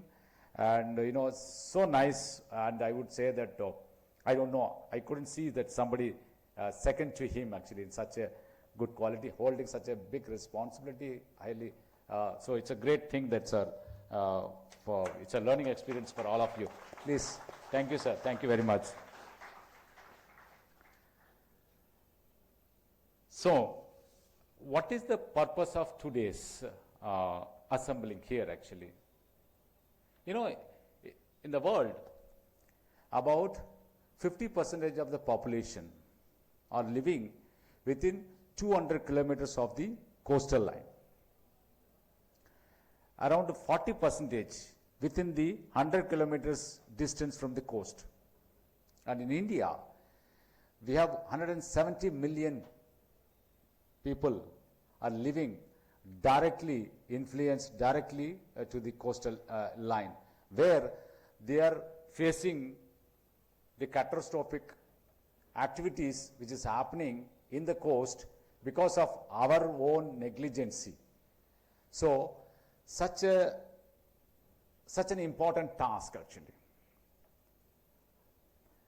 So, we have to keep that coastal line in a safe and environmental friendly without disturbing the ecosystem. That's what Nakulji was also telling, without disturbing the ecosystem. So, and principal was fantastically explaining that what is this Sanskriti actually. আমরা ওটা পালন করতে হবে সবাই। আমি একটা জিনিস আমাদের বাড়িতে যেইভাবে থাকতে পারি অ্যাকচুয়ালি, কিন্তু বাইরে এসে না একটা অর্ডারলি বিহেভিয়ার আমাদের এক্সপ্লেইন করতে হবে, প্রকাশ করতে হবে। না হলে কেন বাড়ি হচ্ছে আমাদের নিজের স্থান, কিন্তু বাইরে হচ্ছে আলাদা, শুধু আপনার জন্য না সবার জন্য আছে। সেই জন্যে আমাদের অন্য রকমের বিহেভিয়ার করতে হবে। সেই বিহেভিয়ারটা যখন চকলেট খাওয়ার সময়, চকলেটকে যে র্যাপারটা পকেটে রাখতে হবে, খুঁজতে হবে কোথায় ডাস্টবিন আছে, সেখানে যেখানে ফেলে দিয়ে যাওয়া যায়, কেউ দেখে না, কিন্তু আপনার নিজস্ব যে এই ডিসিপ্লিনটা, নিজের যে সংস্কৃতি যেটা বললেন প্রিন্সিপাল মহাশয়, সেটা আমাদের ভেতর থেকে ডেভেলপ করতে হবে। কোথাও ফেলবো না। এই যে এই জিনিসটা আমরা যখন বিচে যাই, যা খাওয়ার পরে যেটা ফেলে দেয় অ্যাকচুয়ালি, ওটা কত ক্ষতি হচ্ছে সেটা কেউ জানতে পারবে না অ্যাকচুয়ালি। কেন এই যে রিসেন্টলি একটা, I think this there was a recent article, some the first time in the blood plasma they found that micronized microform, the form of the plastic. That means it is already entered actually in our system, in our circulation actually it is there, it's going to be there, because we are continuously drinking water from the plastic bottle, which is getting leached to the extent, and it's getting accumulated actually, because there is no way of the biodegradation of those micronized particles actually. So it is very important for us that we should be very carefully, very cautiously use the plastic item if it's possible. There should be even in the college level, there should be a continuous research on the replacement of the plastics, biodegradable plastics. Simple thing is polyhydroxycarbon, polyhydroxycarbon. What we are having, polyhydrocarbon, which we are using it actually, which is not at all biodegradable. If we simply convert into polyhydrocarbon into polyhydroxycarbon, that is biodegradable. There should be a continuous research, a small level and bigger level, it is to be taken to the, So the college definitely will encourage you, all of us, and to, replace the plastics. So it is the considering the catastrophic impact of such a pollution and taking forward the mission of the Prime Minister and his constant emphasis on the cleanness across the country, and the Swachh Sagar Surakshit Sagar was created. This mission was started in order to conglomerate with the 75th, as Dr. Prasar ji was telling nicely, that it's a part of the 75th Independence Day, it's year of the celebrations. And the 75 days we started, I think 5th of July it will go up to the International Coastal Cleanup Day on 17th of September. So we all should unite together in achieving this mission.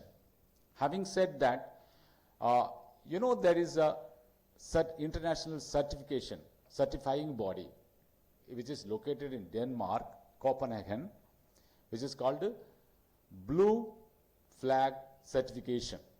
This Blue Flag Certification is given or awarded to the beach and marinas, coastals and marinas, where they have to fulfill 33 predefined conditions, predefined parameters. You would be surprised to know that in India, we have achieved for the past few years, I would say, 10 such coastals and marinas have been certified as the blue flag certification, certified marinas in India. In India, actually, among 4,831 blue flag certified beaches and marinas around the world, among the 50 countries, India is also having 10 such certified beaches and marinas.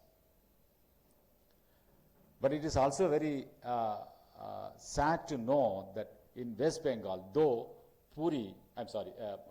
Digha is very, preferred destination, তাই না? কিন্তু ওটাও certification এখনো পায়নি।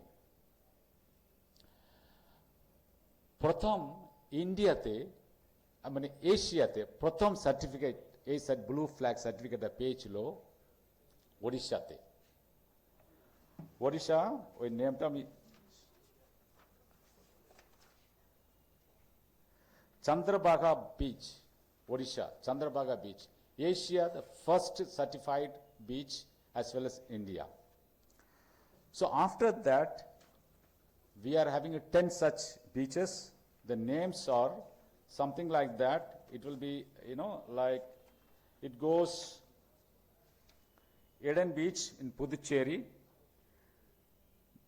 Gogla Beach in Dayu, Golden Beach, that's a Puri Beach in Odisha, Kappa Beach in Kerala, and Kasargoda Beach in Karnataka, Kovalam Beach in Tamil Nadu, Padubidri Beach, that is also in Karnataka, Radhanagar Beach in Andaman Nicobar Island, Rishikonda Beach in Andhra Pradesh, and Shivarajpur Beach in Gujarat. Shivarajpur Beach in Gujarat has got a beautiful ecosystem. You will find that everything, like you will find the wild animals, you will find the beautiful, coastal ecosystem, and you will enjoy very much actually, apart from the other places. So, I would like to request Nakul ji to place this request, whether we can have a mission of getting accreditation from the getting the accreditation of the blue flag from the Copenhagen. Of all the 75 identified beaches, in the next couple of years, we will all unitedly, can we take this pledge? Can we place this request to the government, a very proactive government, to consider it, whether we can take such a noble initiative. So I would like to request Nakulji to place this one and get it approved so that we can take forward. And this is not so easy to get it actually. Otherwise, many beaches would have got it, many marinas would have got it actually. It has to be clearly made. It's why it is important actually to get this tag to the sustainability, and there are sustainability, and there are many people's income, livelihood are based on these beaches, and the people who are visiting there actually. So has to be, so they get the money, the livelihood from them. So if they get the certificate, the livelihood will increase actually, the sustainability will increase, and our livelihood, as I told you, that 170 million people who are directly or indirectly are having influence of the coast can be improved. Because as I told you that, I think you must be aware of it, India এখন 5th position আছে Indian economy, the 5th position. আমরা supersede করেছি UK very recently, I think last week it has come in the UK, the supersede করেছি.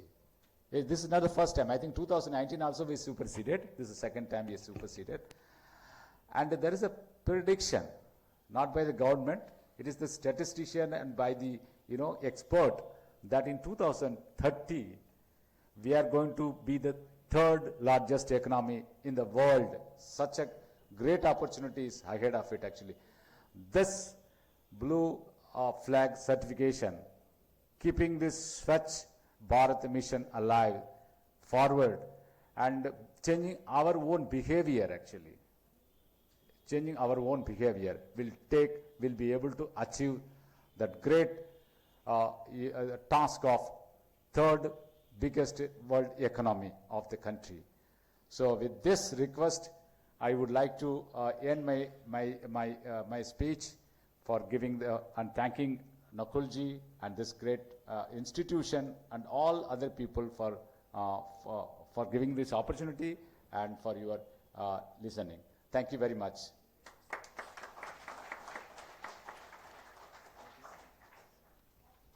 স্যারকে ধন্যবাদ তথ্য সমৃদ্ধ বক্তব্য রাখার জন্য। আমরা আমাদের ইনঅগ্রাল সেশনের শেষ পর্যায়ে এসে পৌঁছেছি।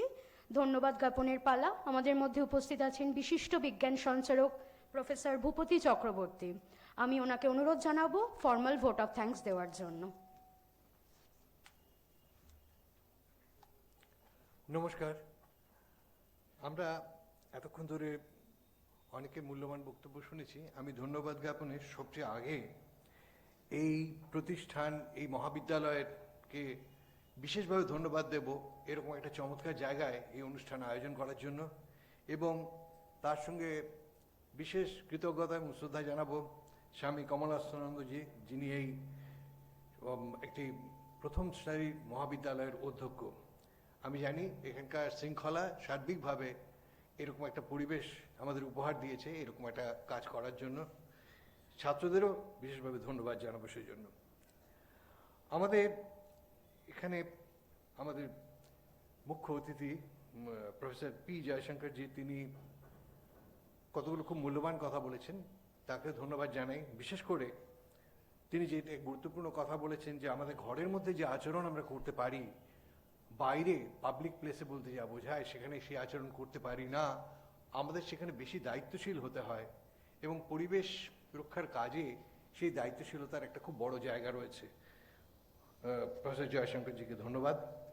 ডক্টর নকুল পরাশরজি বিজ্ঞান প্রসারের ডিরেক্টর, তিনি বলেছেন যে ৭,৫০০ কিলোমিটার সমুদ্র তট, কালকেও তার সঙ্গে আমাদের কথা হয়েছিল, উনি পরিক্রমা করেছেন বিজ্ঞান প্রসারের তরফ থেকে, উনি এবং ওনার সহকর্মীরা, এবং তাঁরা ৭৫টা বিচ, ৭৫টা সমুদ্র তট বা নদীর কিনারা এগুলো পর্যবেক্ষণ করেছেন, কিছু সেখানে পরিষ্কার করা কাজ নিয়েছেন। সেটা হয়তো খানিকটা প্রতীকী, কিন্তু এই কাজের জন্য বিশেষ ধন্যবাদ তাকে জানাই, বিজ্ঞান প্রসারকেও জানাই। এবং তিনি সেখানে মন্তব্য করেছেন যে সমস্ত এরকম সমুদ্র তটের অবস্থা কিন্তু খুব ভালো নয়, সেখানে আমাদের আরও যত্নশীল হওয়ার প্রয়োজন আছে। ডক্টর পরাশরকে তার মূল্যবান মন্তব্যের জন্য অসংখ্য ধন্যবাদ। আমাদের এখানে উপস্থিত যারা রয়েছেন তাদের মধ্যে বক্তব্য রেখেছেন ডক্টর মানস প্রতিম দাস, ওনার সঙ্গে আমার দীর্ঘদিনের পরিচয়, এবং উনি খুবই দক্ষ এবং অভিজ্ঞ বিজ্ঞান সঞ্চারক, এবং উনি একটা খুব মূল্যবান কথা বলেছেন যে এটা একটা সম্মিলিত প্রয়াসেই হয়েছে সম্ভব, সেখানে ওনার খুব বড় অবদান আছে। আমরাও একটু কাজ করেছি যে সায়েন্স কমিউনিকেশন এখন একটা ডিসিপ্লিন হিসেবে এমার্জ করছে গ্র্যাজুয়ালি, যেখানে বিজ্ঞান সম্প্রসারণা বা বিজ্ঞান জনপ্রিয়করণটা একটা রুটিন কাজ না হয়ে আরও বেশি মানুষের কাছে, বিশেষ করে এখানে ছাত্রছাত্রীরা রয়েছে তাদের কাছে পৌঁছে দেওয়াটা খুব গুরুত্বপূর্ণ হয়ে আছে। এরকম খুব মূল্যবান মন্তব্যের জন্য ডক্টর দাসকে ধন্যবাদ। অধ্যাপক সিদ্ধার্থ জোয়ারদার, তিনি বলেছেন একটা খুব ইন্টারেস্টিং কথা, আমার খুব ভালো লেগেছে, যে সত্যি তো স্বাধীনতার পরে যাদের জন্ম তাদের তো মনেই হতে পারে যে দেশ স্বাধীন হয়ে গেল, আর কি করার আছে, সেটাই তো সবচেয়ে বড় কাজ ছিল। কিন্তু না, সত্যি কাজ যে শেষ হয় না, কাজ যে প্রতিনিয়ত তৈরি হয়, সেটা কিন্তু আমরা খুব ভালো করে বুঝতে পারছি। বিশেষ করে আপনারা যদি লক্ষ্য করেন, এখানে যাদের বয়স কিছুটা বেশি তারা জানেন তাদের ছাত্র অবস্থায় ইভিন 70-এর দশকে, যদিও 72 সালে প্রথম স্টকহোমে সম্মেলন হয়েছিল বিশ্ব পরিবেশ নিয়ে, সেরকমভাবে বলা হতো না। সুতরাং অধ্যাপক জোয়ারদারকে বিশেষ ধন্যবাদ তার এই সুন্দর বক্তব্যের জন্য। এবং আমাদের এখানে খুব মূল্যবান বক্তব্য রেখেছে, আমি আগেও বলেছি, অধ্যাপক আমাদের এখানকার অধ্যক্ষ স্বামী কমলাস্থানন্দজি, তার কথাতে খুব কতগুলো গুরুত্বপূর্ণ জিনিস ছিল, ভারতবর্ষের প্রাচীন সংস্কৃতির কথা তিনি বলেছেন। মহারাজকে আলাদা করে ধন্যবাদ তার বক্তব্যের জন্য, যদিও আমি সত্যি কথা বলতে কি এই মহাবিদ্যালয় এবং মহারাজকে অভিন্ন করে দেখতে পারি না, কারণ তাঁরা একই সঙ্গে চলছেন এবং একইভাবে সুন্দরভাবে জিনিসটাকে নিয়ে যাচ্ছেন। আমাদের গোড়াতে আমাদের উদ্বোধনী ভাষণ বা স্বাগত ভাষণ দিয়েছিলেন ডক্টর শঙ্করাশিস মুখার্জি। তিনিও খুব বিস্তৃতভাবে সুন্দর করে সকলের সম্পর্কে বলেছেন, তাকে ধন্যবাদ। এবং এছাড়া আমাদের এখানে উপস্থিত আছেন অনেক বিশিষ্ট মানুষ। এসএন বোস সেন্টারে ডক্টর বোস উপস্থিত আছেন, ডক্টর ঘোষ আইআইসিবি থেকে এসছেন, ইন্দুমাধব বাবু আইআইসিবি থেকে এসছেন, আমাদের শ্রীমতী ঘোষ আছেন, এছাড়া আছেন সুমন মজুমদার, অমিতেশ বাবু আছেন এবং ছাত্রছাত্রীরা আছেন। সকলকে আমি বিশেষভাবে ধন্যবাদ জানাচ্ছি এই অনুষ্ঠানে উপস্থিত থাকার জন্য। নমস্কার। স্যারকে ধন্যবাদ জানাই। এরপর আমি আমাদের উপস্থিত এই প্রেক্ষাগৃহে উপস্থিত সকলকে অনুরোধ জানাবো আমাদের সাথে জাতীয় সঙ্গীতে অংশগ্রহণ করার জন্য।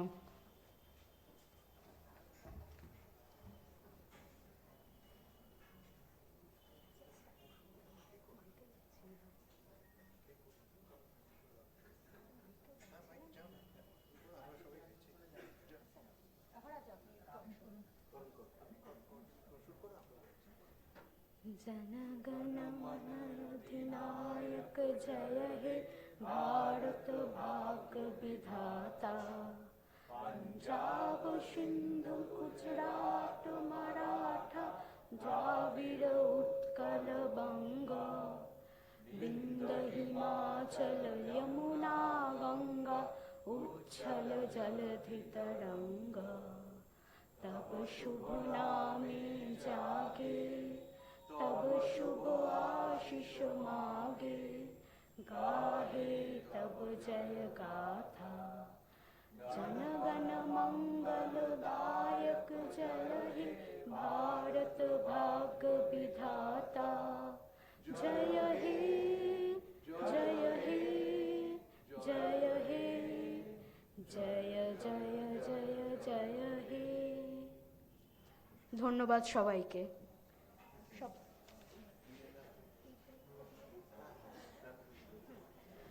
আমরা খুব ছোট্ট অল্প সময়ের জন্য 10 মিনিটের চা বিরতি নেব।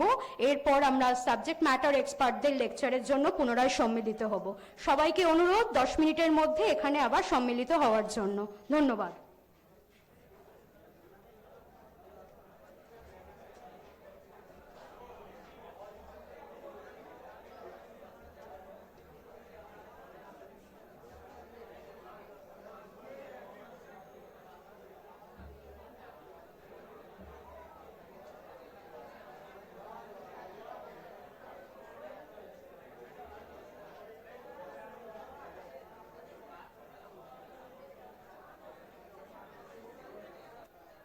আছেন দুজন বিশিষ্ট বক্তা, ডক্টর মানস প্রতিম দাস এবং ডক্টর সিদ্ধার্থ জোয়ারদার। আমি ওনাদের দুজনকে, আমাদের দুজন বিশিষ্ট বক্তাকে অনুরোধ জানাবো মঞ্চে চলে আসার জন্য এবং আসন গ্রহণ করার জন্য।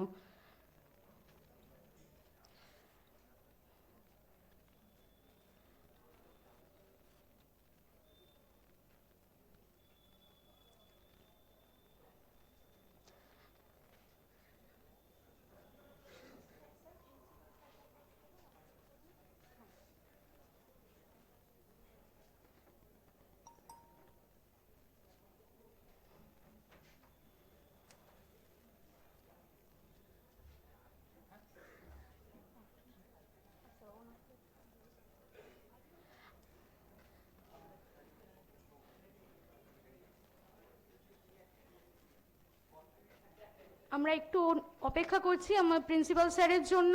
আমাদের সম্মানীয় বক্তাদের বরণ করে নেবেন উনি। স্টার্ট করুন। আচ্ছা, আমাদের প্রথম বক্তা বক্তব্য রাখবেন। আচ্ছা, প্রিন্সিপাল স্যার উপস্থিত হয়েছেন। আমি ওনাকে অনুরোধ জানাবো উত্তরীয় দিয়ে আমাদের বিশিষ্ট বক্তাদের বরণ করার জন্য। প্রথমেই ডক্টর মানস প্রতিম দাস আমাদের প্রথম বক্তা।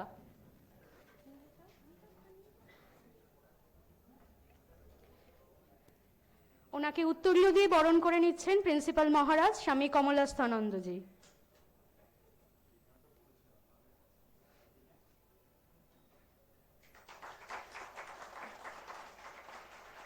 আমাদের দ্বিতীয় বক্তা ডক্টর সিদ্ধার্থ জোয়ারদার, ওনাকেও আমি অনুরোধ জানাবো উত্তরীয় দিয়ে বরণ করে নেওয়ার জন্য।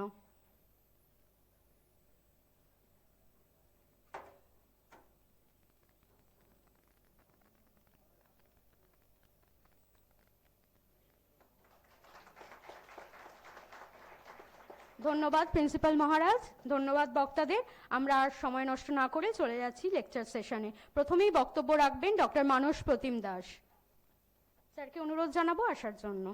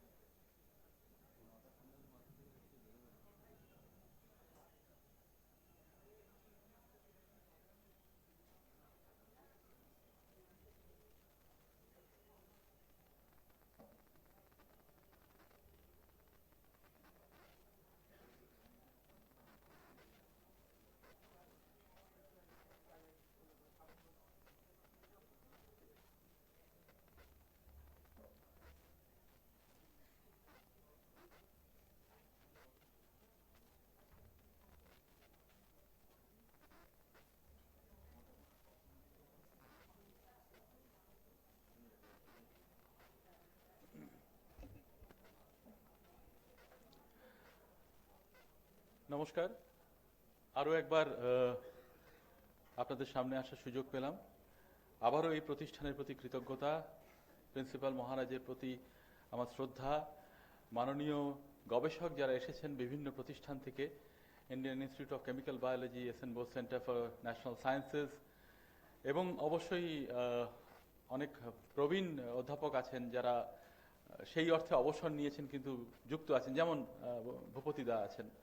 বারবার ভূপতি দা শব্দটা বেরিয়ে আসে যেহেতু আমরা খুব we work very closely in this field, এবং অবশ্যই doctor Nakul Parashar, without hmm we wouldn't have been here, we wouldn't be doing such programs. আমার co-speaker প্রফেসর সিদ্ধার্থ নারায়ণ জোয়ারদার। আমাদের যে বিষয়টা সেটা সম্পর্কে একটা তথ্য ভান্ডার মোটামুটি রয়েছে, এমন নয় যে আমরা যা বলবো তা একেবারেই নতুন। কিন্তু এটাও তো ঠিক যে তথ্য ভান্ডারগুলো রয়েছে, সেই তথ্য ভান্ডারকে কিভাবে ব্যবহার করে আমরা আমাদের দেশের উপকার করতে পারি, এবং in some cases how we can turn the tide, সেটা যদি আমরা না বুঝি, তথ্যটাকে যদি অ্যাকশনেবল জায়গায় না নিয়ে যাই, এবং তথ্যটাকে বিশ্লেষণ করে যদি না দেখি যে সত্যি সত্যি কোথায় আমাদের ইন্টারভেনশন ইজ এক্সট্রিমলি নেসেসারি, তাহলে আমাদের এই যাবতীয় যে কাজ, যাবতীয় যে এক্সারসাইজ, সেটা ফিউটাইল হয়ে যাবে। আমি যতটা কম সময় নেওয়া যায় চেষ্টা করব। কিছু স্লাইড আছে, তার উপর ভিত্তি করে আমরা বলার চেষ্টা করব। আমরা স্লাইডে যাই, তাহলে আমাদের বক্তব্যটা সীমিত থাকবে। যারা শ্রোতা আছেন বা আছো তারা বিরক্ত হবেন না, এবং অনুষ্ঠানটা ঠিক মতো এগোবে। এইটা আমাদের মিনিস্ট্রি থেকে এই ছবিটা ব্যবহার করা হয়েছে, ক্লিন কোস্ট সেফ সি। এবং আমরা এটা জানি যে আমাদের যে স্বচ্ছতার অভিযান গোটা ভারত জুড়ে চলছে, সেই স্বচ্ছতার অভিযানের অঙ্গ হিসাবে, part of that programme, part of that campaign, সেইখানেই এটা চলে এসেছে। This is not something which is one of programme, this is an integrated programme, তার মধ্যে এটা চলে এসেছে।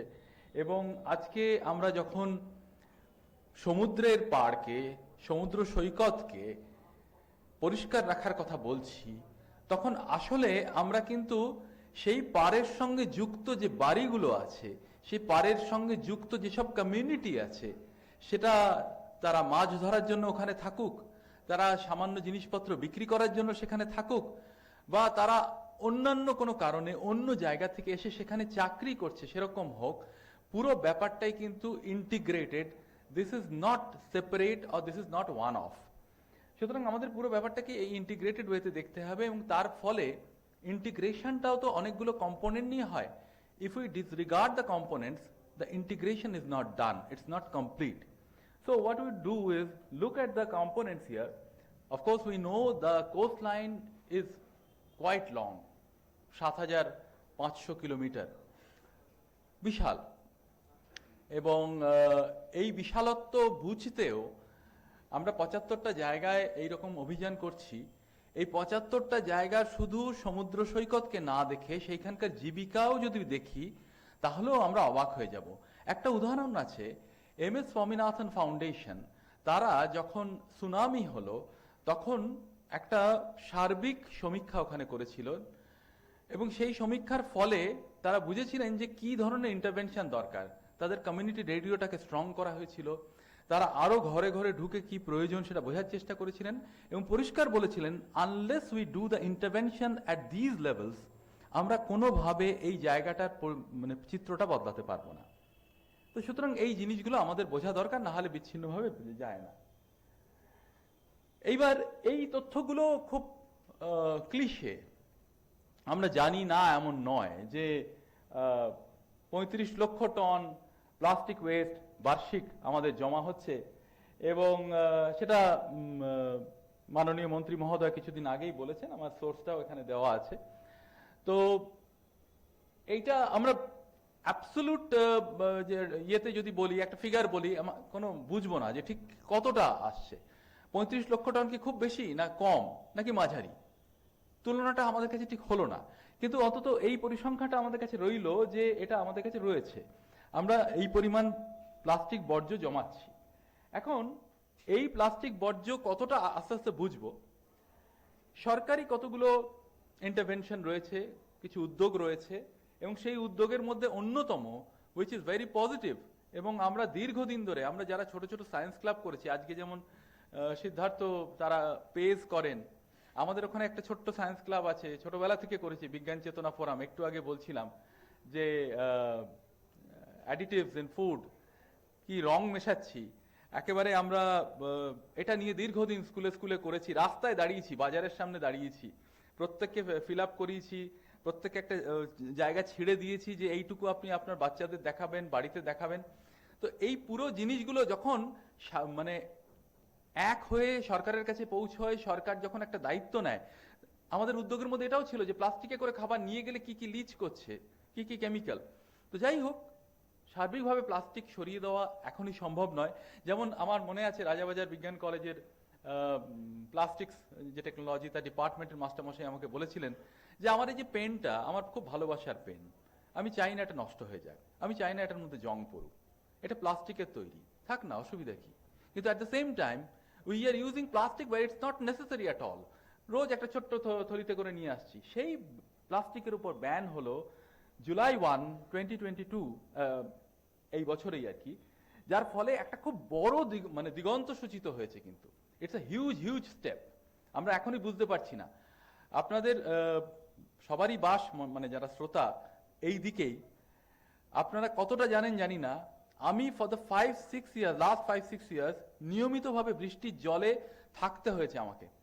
শুধুমাত্র এই বছরটা কোনোভাবে আমি মানে বেঁচে আছি শুধুমাত্র প্লাস্টিকের জন্য। কেননা যখন প্লাস্টিকটা তোলা হচ্ছে দেখা যাচ্ছে একেবারে মন্ড হয়ে রয়েছে, জলটাকে আটকে দিচ্ছে। এছাড়াও আরো অনেক ক্ষতি আছে। কিন্তু এই সিঙ্গেল ইউজ প্লাস্টিককে ব্যান করার জায়গাটা আজকে আমরা অ্যাচিভ করেছি, সেটা খুব বড় কথা। Extended producers responsibility on plastic packaging, আমরা খুব বেশি সময় নষ্ট করতে পারবো না, অন্য স্লাইডে যেতে হবে। সো হু প্রডিউসেস, যিনি উৎপাদন করছেন তার কোনো দায় নেই, এটা হয় না। আপনি উৎপাদন করছেন, আপনি লাভ করছেন, অথচ আপনি কোনোভাবেই দায় নেবেন না বর্জ্যটার, এটা হতে পারে না। এটা ইউরোপে বহুদিন ধরে ছিল, in selected countries, of course not all the countries, যেখানে তারা নিজেদের ট্র্যাশ নিজেরা আলাদা করে কালেক্ট করে আনতেন ঘর ঘর থেকে। সেইটা আমাদের কোনোভাবে একটা নেটওয়ার্কের মধ্যে প্রবেশ করেছে। 2016, that has come into force. Plastic free tiger reserve, protected areas, nature parks, egulo also in the agenda. Trash free beaches, which we are speaking about, সেটাও একটা এসে গেছে ইউনিয়ন টেরিটরিজ স্টেটস তার মধ্যে। সুতরাং সরকার এই যে দিক থেকে তাদের উদ্যোগ নিয়েছে, তাদের হস্তক্ষেপ করেছে। নাও আমরা প্রথম জানতে পারলাম, আমরা অনেক কথা বলি, প্রচুর প্লাস্টিক, বিজ্ঞান কোয়ান্টিফিকেশনের কথা বলে, ঠিক কত প্লাস্টিক, কতটা আমরা কন্ট্রিবিউট করছি, আমাদের দায় কতটা। 2015 সালে সায়েন্সে একটা বেরোলো, যেটা প্রথমবার plastic waste entering the ocean, since we are concern about ocean at least for today, কতটা হয় সেটা দেখালো। এবং মাত্র 20টা দেশ, আমাদের পৃথিবীতে প্রায় 200-র কাছাকাছি দেশ আছে, মাত্র 20টা দেশ 83% of the plastic they are contributing. সুতরাং মানে তাদের কন্ট্রিবিউশনটা কত হিউজ।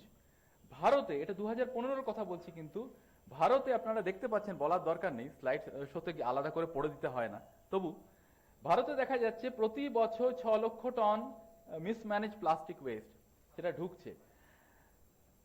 এখন আমরা কিছুক্ষণ আগে পড়েছি না 35 লক্ষ টন, তার মধ্যে 6 লক্ষ টন আমরা সোজা সাগরে পাঠিয়ে দিচ্ছি ডাইরেক্টলি।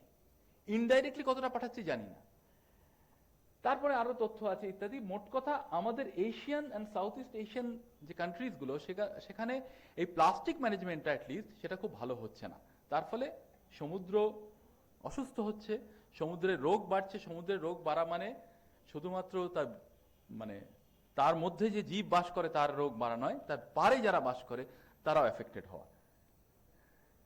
এখন এই যে হচ্ছে বিশ্ব নিরিখে আমরা যদি বোঝার চেষ্টা করি, এই হচ্ছে সেই গ্রেট প্যাসিফিক গার্বেজ প্যাচ।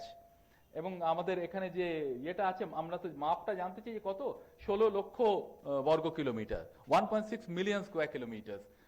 সেটা আমরা কত, 4x4 হতে পারে, 2x8 হতে পারে, অন্য রকমও হতে পারে, কিন্তু এতটা বড় এলাকা আমরা প্যাসিফিক ওশানে শুধুমাত্র প্লাস্টিক দিয়ে ভরিয়ে রেখেছি, which might not sound new to you। কেননা আমরা আমাদের কোথায় একটা ক্লান্তি এসে গেছে, প্লাস্টিক বর্জন করুন, প্লাস্টিক ব্যবহার করবেন না, ইত্যাদি ইত্যাদি শুনতে শুনতে আচ্ছা ঠিক আছে, ওটা ওখানে চলুক, আমরা আমাদের মতো কাজ করি। These are parallel streams. যেমন আমি যাদবপুর বিশ্ববিদ্যালয়ে পড়েছি, আমাদের পড়ার সময় অতটা ছিল না। পরে দেখলাম প্লাস্টিক ফ্রি জোন বলে বিভিন্ন জায়গায় লেখা হলো, বোর্ড লাগানো হলো।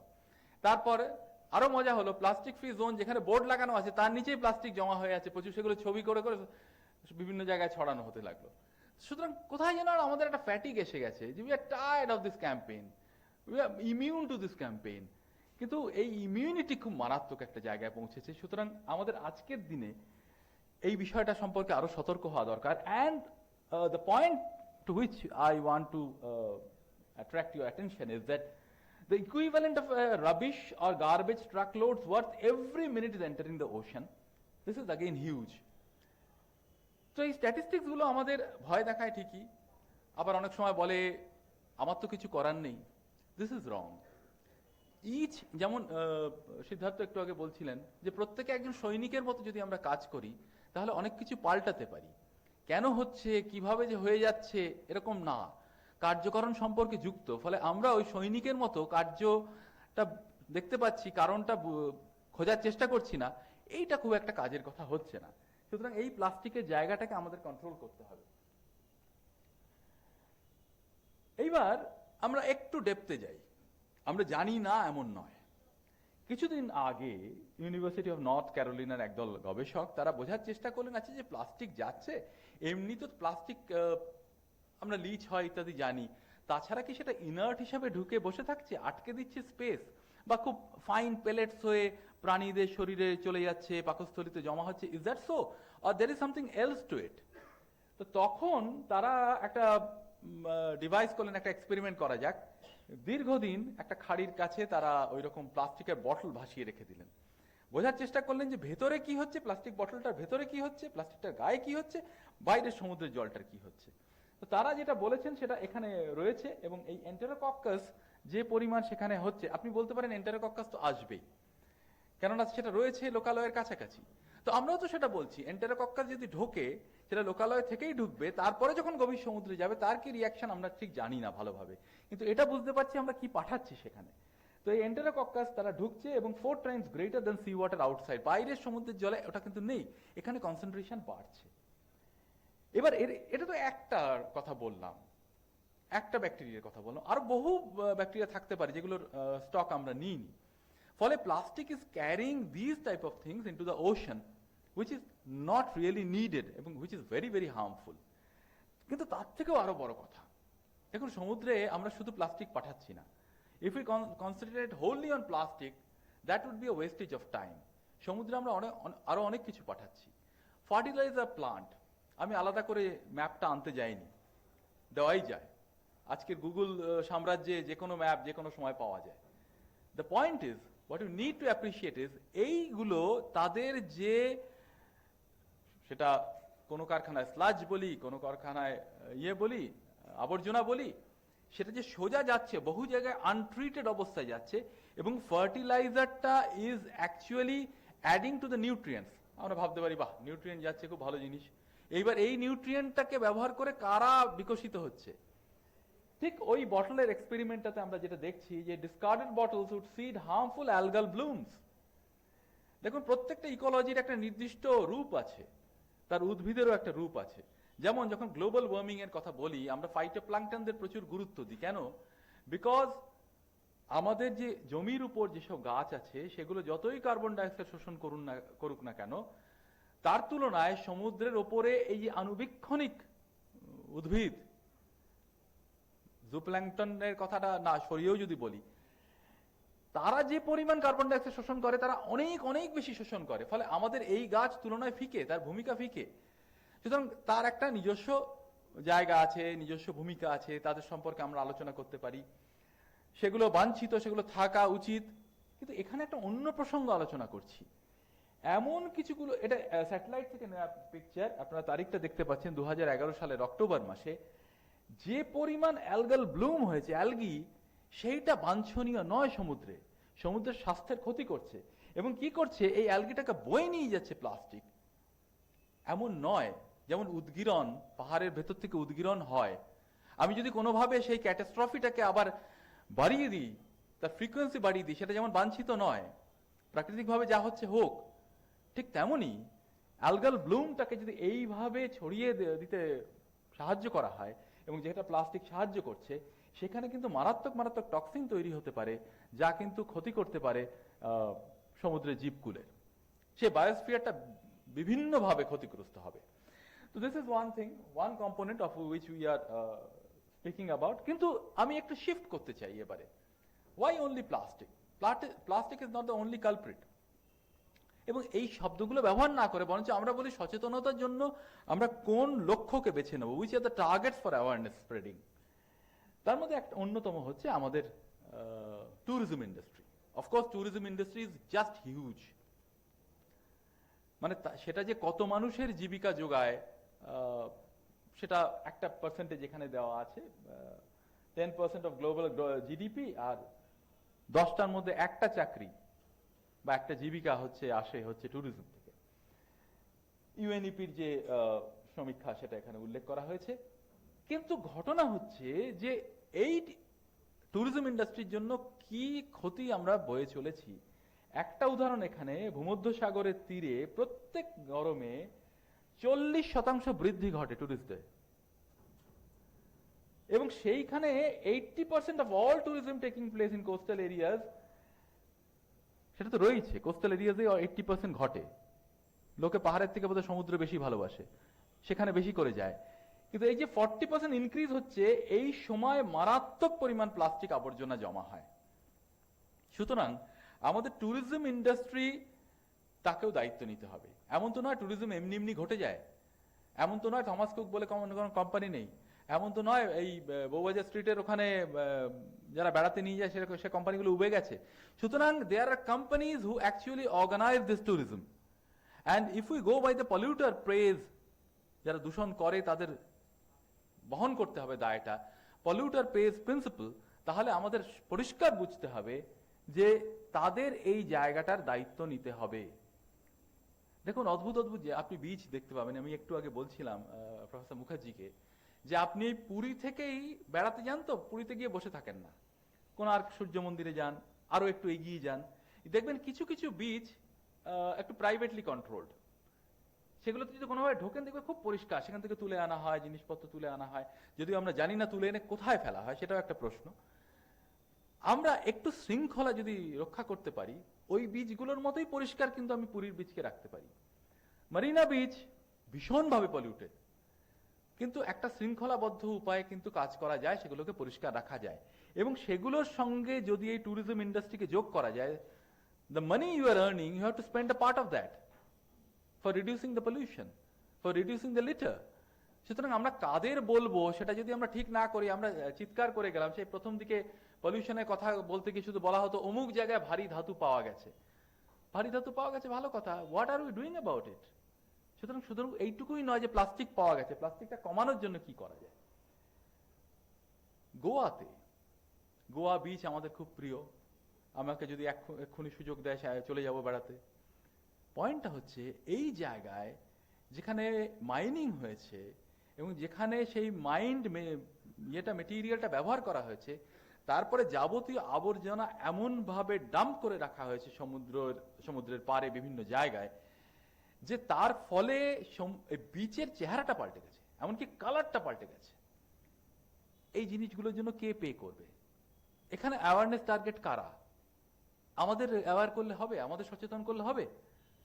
আমরা বলবো হ্যাঁ করা উচিত, করা উচিত, দুবার বললাম, দুটো প্ল্যাকার্ড নিয়ে গেলাম, দাঁড়িয়ে একদিন নিজে পরিষ্কার করলাম, কিন্তু নিয়মিতভাবে যে পরিমাণ আবর্জনা ডাম্পড হচ্ছে এইসব জায়গা থেকে, সেই জায়গাটা যদি আমরা অ্যাড্রেস না করি, যারা করছে, অবশ্যই এটা সরকারি নীতির প্রশ্ন, but again the science clubs, the institutions, those who are trying to spread awareness are acting like pressure groups. আমাদের আবেদন, আমাদের বলাটা যদি পয়েন্টেড না হয়, তাহলে আবেদনটা পৌঁছবে না এবং সরকারি নীতিতেও তার ছাপ পড়বে না। দেখুন সরকার যেরকমই হোক, সরকার কিন্তু মানুষের কথাতে বিভিন্ন সময় কান দিতে বাধ্য, কিন্তু আমাদের কথাগুলো যদি পয়েন্টেড না হয়, শুধুমাত্র আক্ষেপ হয়, শুধুমাত্র বিলাপ হয়, শুধুমাত্র কিছু তথ্যের প্রদর্শনী হয়, তাহলে বোধহয় ব্যাপারটা ঠিক ভালো জায়গায় দাঁড়াবে না। কিছুদিন আগে জাহাজ, আপনারা এগুলো জানেন যে জাহাজ মাঝে মাঝে হঠাৎ করে এমন হয় যে জাহাজ ভেঙে পড়ে, জাহাজের পুরনো জাহাজ চালিয়ে যাচ্ছে ক্রমাগত, এরকমই একটা ঘটনা কিছুদিন আগে ঘটলো। সেইখান থেকে যখন তারা আসছে বন্দরে, তারা ভেঙে পড়ল। আমাদের প্রশ্ন, সমুদ্র এবং তার সৈকত এটা তো বিচ্ছিন্ন নয়। দেখুন আপনারা অলিভ রিডলে টার্টলের যে সংরক্ষণ, সেটার সঙ্গে হয়তো অনেকে জড়িত থেকেছেন। আমি জানি না ছোটদের মধ্যে কেউ কখনো গিয়ে ওইটার মধ্যে পার্টিসিপেট করেছেন কিনা। এই অলিভ রিডলে টার্টলের সংরক্ষণের সময় কিন্তু স্থানীয় মানুষদের সঙ্গে কথা না বলে প্রথম দিকে চেষ্টা করা হয়েছিল, খুব একটা লাভ হয়নি। বাইরের থেকে গিয়ে কয়েকটা ছবি তুলে হঠাৎ করে অলিভ রিডলে টার্টলকে বাঁচিয়ে দেবো, খুব একটা লাভ হয়নি। তারপর বোঝার চেষ্টা হলো সত্যি সত্যি কেন এদের এই পরিযান, এদের এইখানে থাকা, এরা কোন উষ্ণতা পছন্দ করে, এই সবগুলো যখন বুঝে কাজটা করা হলো, তখন সমুদ্র আর তার সৈকতের মধ্যে যে সম্পর্কটা বোঝা গেল, এবং তার ফলে তাদের কিন্তু বাঁচানো যাচ্ছে। অলিভ রিডলে টার্টলের সংখ্যা বেড়েছে, সত্যি সত্যি বেড়েছে, এবং ইয়াং ভলেন্টিয়ার্সরা তারা যে পরিমাণ কন্ট্রিবিউট করেছে, দ্যাট ইজ জাস্ট ফ্যাবুলাস, অসাধারণ তারা কাজ করেছে সেখানে।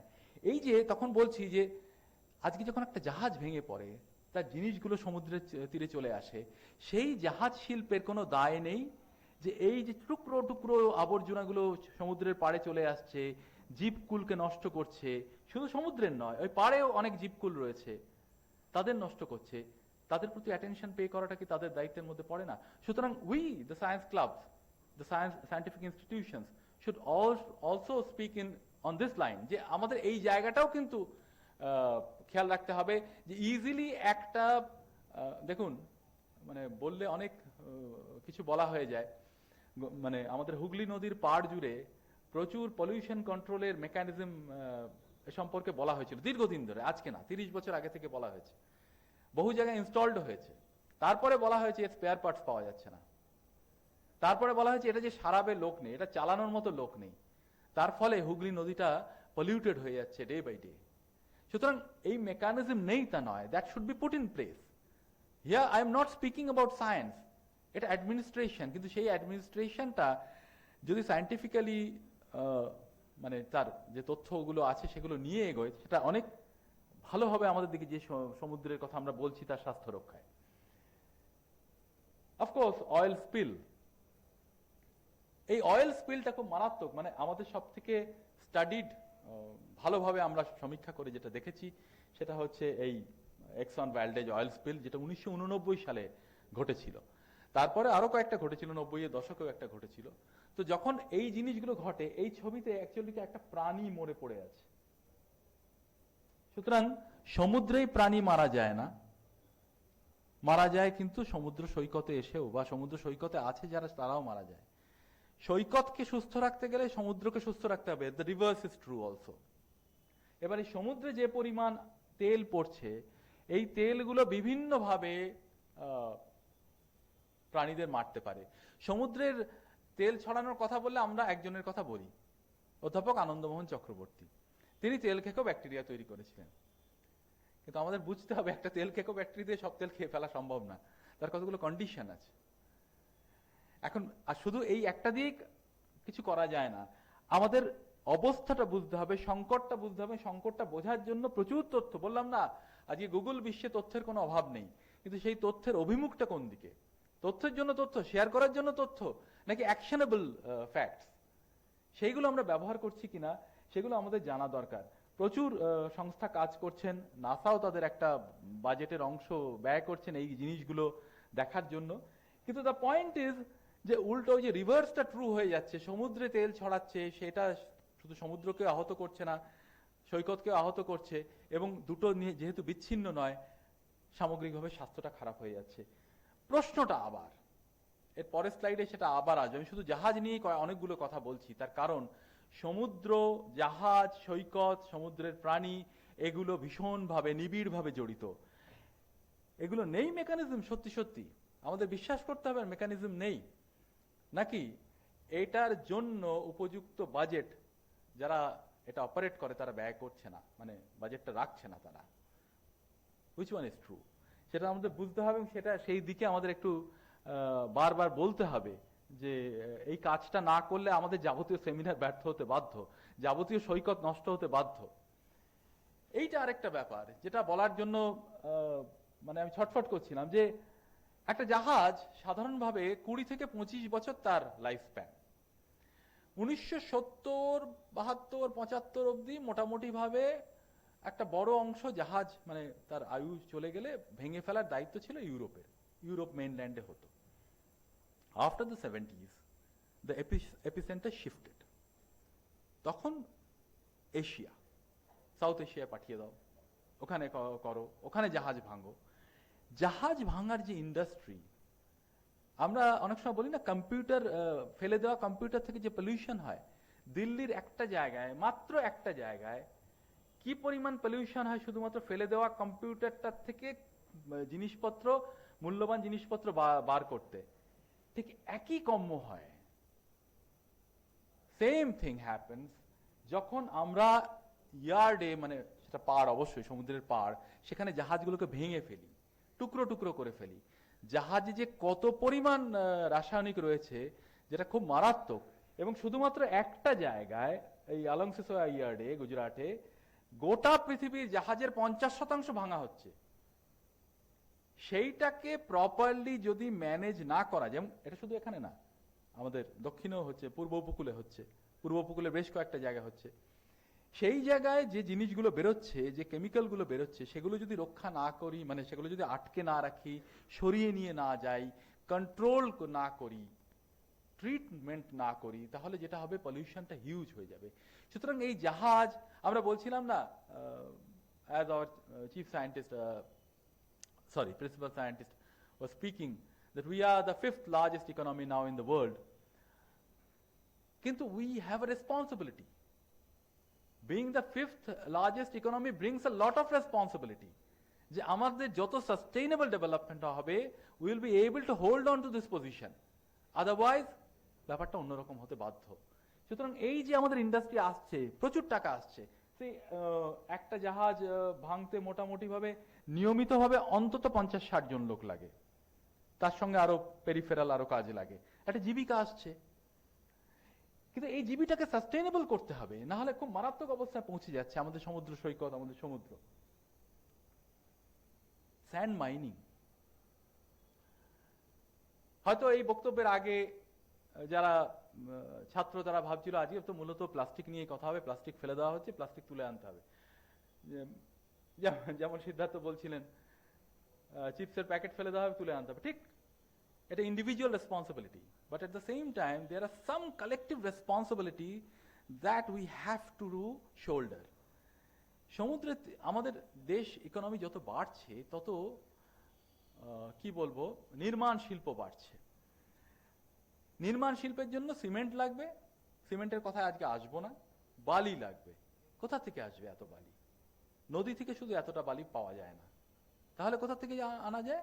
সমুদ্রের তীর থেকে আনা যায়। সমুদ্রের তীর থেকে ইচ্ছে মতো যে বালি তুললে কি হয়, বালি প্রচুর আছে, বালি নিয়ে গেলেই হয়, কিছু হয় না, ভুল। স্যান্ড মাইনিং একটা মারাত্মক জায়গায় পৌঁছে দিচ্ছে আমাদের বীজগুলোকে। এনজিটি একবার ব্যান লাগিয়ে দিয়েছে, আর এছাড়াও বোধহয় ব্যান লাগিয়েছে, আমার ঠিক খেয়াল নেই। কিন্তু যে মুহূর্তে বালি তুলে নিচ্ছি, সে বালির একটা মাইনিং হলেই না কিছু টেইলিং পড়ে থাকে, কিছু বর্জ্য পড়ে থাকে, সেই বর্জ্যটা সেই এলাকাটাকে নষ্ট করতে থাকে যদি না ট্রিটেড হয়। Plus sand mining has an added dimension, and that is it contains radioactive elements. সেই রেডিও অ্যাক্টিভ এলিমেন্টটাকে আমি উপড়ে বাইরে নিয়ে চলে আসছি।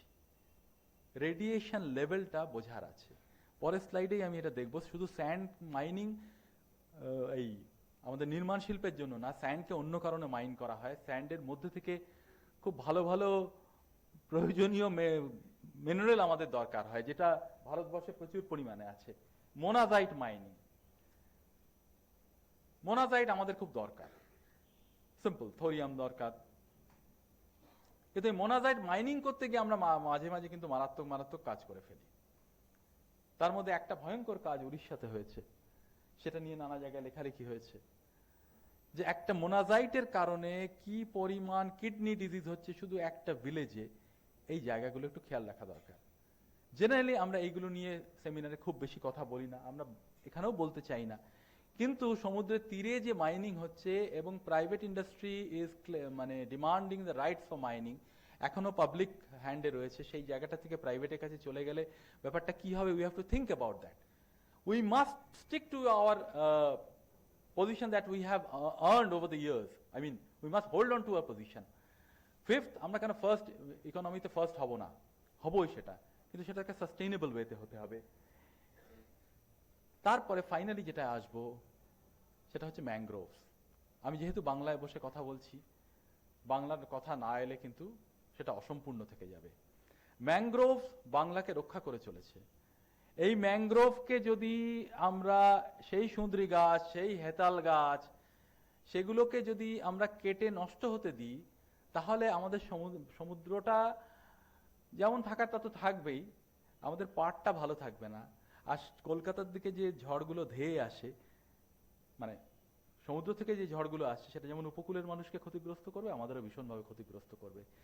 এই যে natural barrier, natural safety net, এটা আমরা হারিয়ে ফেলবো। এবং ম্যানগ্রোভ কি ছোটবেলা আমরা সবাই পড়েছি, ক্লাস 7-8 পড়ে এসেছি, ম্যানগ্রোভ কি বলার দরকার নেই, কিন্তু mangrove is very very essential. এই ম্যানগ্রোভ ইচ্ছে মতো কাটতে দেওয়া উচিত না, কিন্তু ম্যানগ্রোভ আমরা কাটছি মানেই সমুদ্রের স্বাস্থ্যকে খারাপ করে দিচ্ছি। একটা এই উদাহরণটার দিকে দৃষ্টি আকর্ষণ করতে চাইবো, এটা খুব বড় একটা উদাহরণ।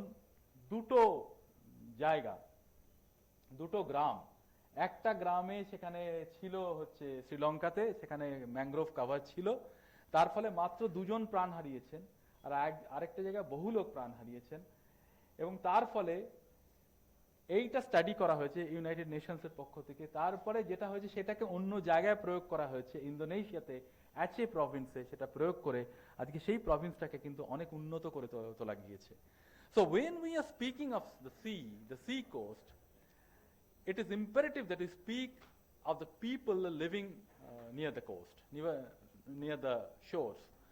তারা কিভাবে ব্যাপারটাকে নিচ্ছে, তাদের জীবনটা কিভাবে যাচ্ছে, আমরা সেখান থেকে কত জিনিস তুলে আনছি, আমাদের কাঠ প্রয়োজন বলে ইচ্ছে মতো তুলে আনছি, তার কি মারাত্মক ফলাফল হতে পারে তা কয়েকটা উদাহরণে দেখা গিয়েছে, সেগুলো অন্য জায়গায় প্রয়োগ করা হয়েছে এবং সেটা ভালো ফল দিয়েছে।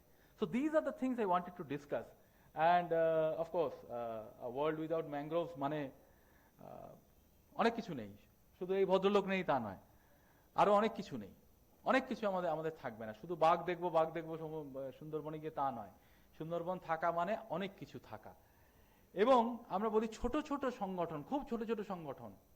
ঝড়খালির একটি সংগঠনের সঙ্গে আমার আলাপ আছে, তার যিনি নেতৃত্ব দেন সেই ভদ্রলোক দৃষ্টি প্রতিবন্ধী, তিনি মাঝে মাঝে ফোন করেন আমাকে, এখান থেকে 2000, এখান থেকে 500 এই নিয়ে তারা যে ফান্ড গঠন করেন, ওখানকার যারা মহিলারা আছেন তারা একদিনের খাবারের বিনিময়ে কিছু কিছু গাছ লাগিয়ে যান, তারা গড়ে তুলছেন আবার ম্যানগ্রোভকে। এইটা আমাদের বুকে বল যোগায়, ভরসা যোগায়। আমরা যদি একবার গিয়ে ঝড়খালি সেই সবুজ বাহিনীকে দেখি, আমার একবার গিয়ে যদি দেখি কিভাবে ফলটা যেটা সমুদ্রে ভেসে আসছে সেটা সংগ্রহ করে রাখছে, সেখান থেকে বীজ তৈরি করা হচ্ছে, তারপর সেখানে গাছ লাগানো হচ্ছে, যে কটাই গাছ হোক না কেন, আমাদের কাছে প্রেরণা দেয়। With this message, with this appeal, I would end my presentation. Thank you for listening. And this is the picture of Mumbai having lost its mangrove cover. What happened to it? And now again, what is happening is the youngsters, they are coming. They are coming forward to see that not anymore mangrove is cut, not destroyed. এবং তরুণদের কাছে সেই আবেদন যে তরুণরা can turn the tide. They have been able, they have demonstrated it. The Mumbai experience was a case in point. So with this appeal again, thank you for giving me the opportunity. Thank you.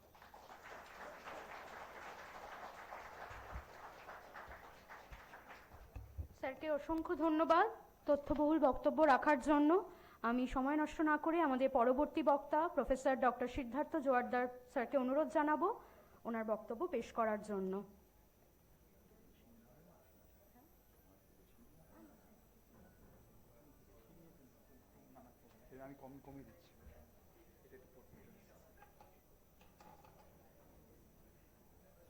কাগজটা রেখে গেল।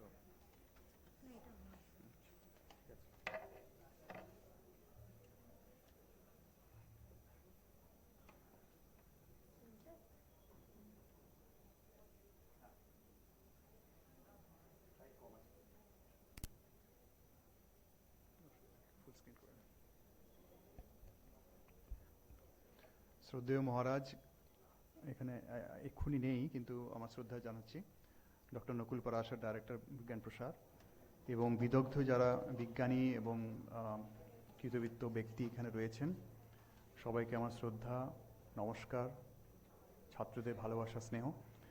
আজকে এখানে একটা বিশেষ দিনে আমরা উপস্থিত হয়েছি, যেখানে আমরা একটা বিশেষ বিষয়ে আলোচনা করছি, কিন্তু আমি ব্যক্তিগতভাবে মনে করি, যেটা আগের বারে বলছিলাম, সেটা হচ্ছে আমরা সার্বিকভাবে যদি এটা না চিন্তা করি তাহলেও কিন্তু আসল লক্ষ্যে পৌঁছতে পারবো না। আমি মানবিক দিক এবং মানসিক দিকের কথাই বলছি। দ্বিতীয় বক্তা হিসেবে সুবিধা হচ্ছে এটাই যে প্রথম বক্তার এত সুন্দর বক্তব্য, অনেক তথ্য এসেছে, ডক্টর মানস প্রতিম দাস, তাকে ধন্যবাদ, এবং তার অনেক অংশ আমার আলোচনায় ছিল, কিন্তু আমি ওই জায়গাটাকে বরং একটু সরিয়ে নেব, দুবার না বলে রিপিটেশন হয়ে যাবে বলে আমি একটু অন্যদিকে আলোচনাটা করি। বরং ওই বললাম দ্বিতীয় বক্তা হওয়ার সুবিধা এটাই যে আমরা একটু অন্যদিকে চলে যাওয়ার সুবিধাও আছে, রিপিটেশন না হওয়ার জন্য না করে।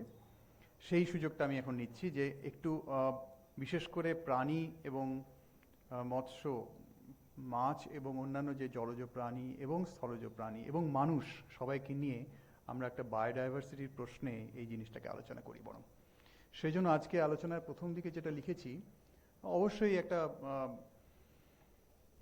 সভ্যতা সংস্কৃতির একটা অভিশাপ তো বটেই। আমরা এমন একটা জায়গায় এমন একটা বিষয় নিয়ে আলোচনা করছি, সেটা একটা খারাপ দিক তো বটেই, কিন্তু খারাপ দিকটা কি সবসময় আমরা উদযাপন করব নাকি এগিয়ে নিয়ে যাব আমাদের সভ্যতাকে?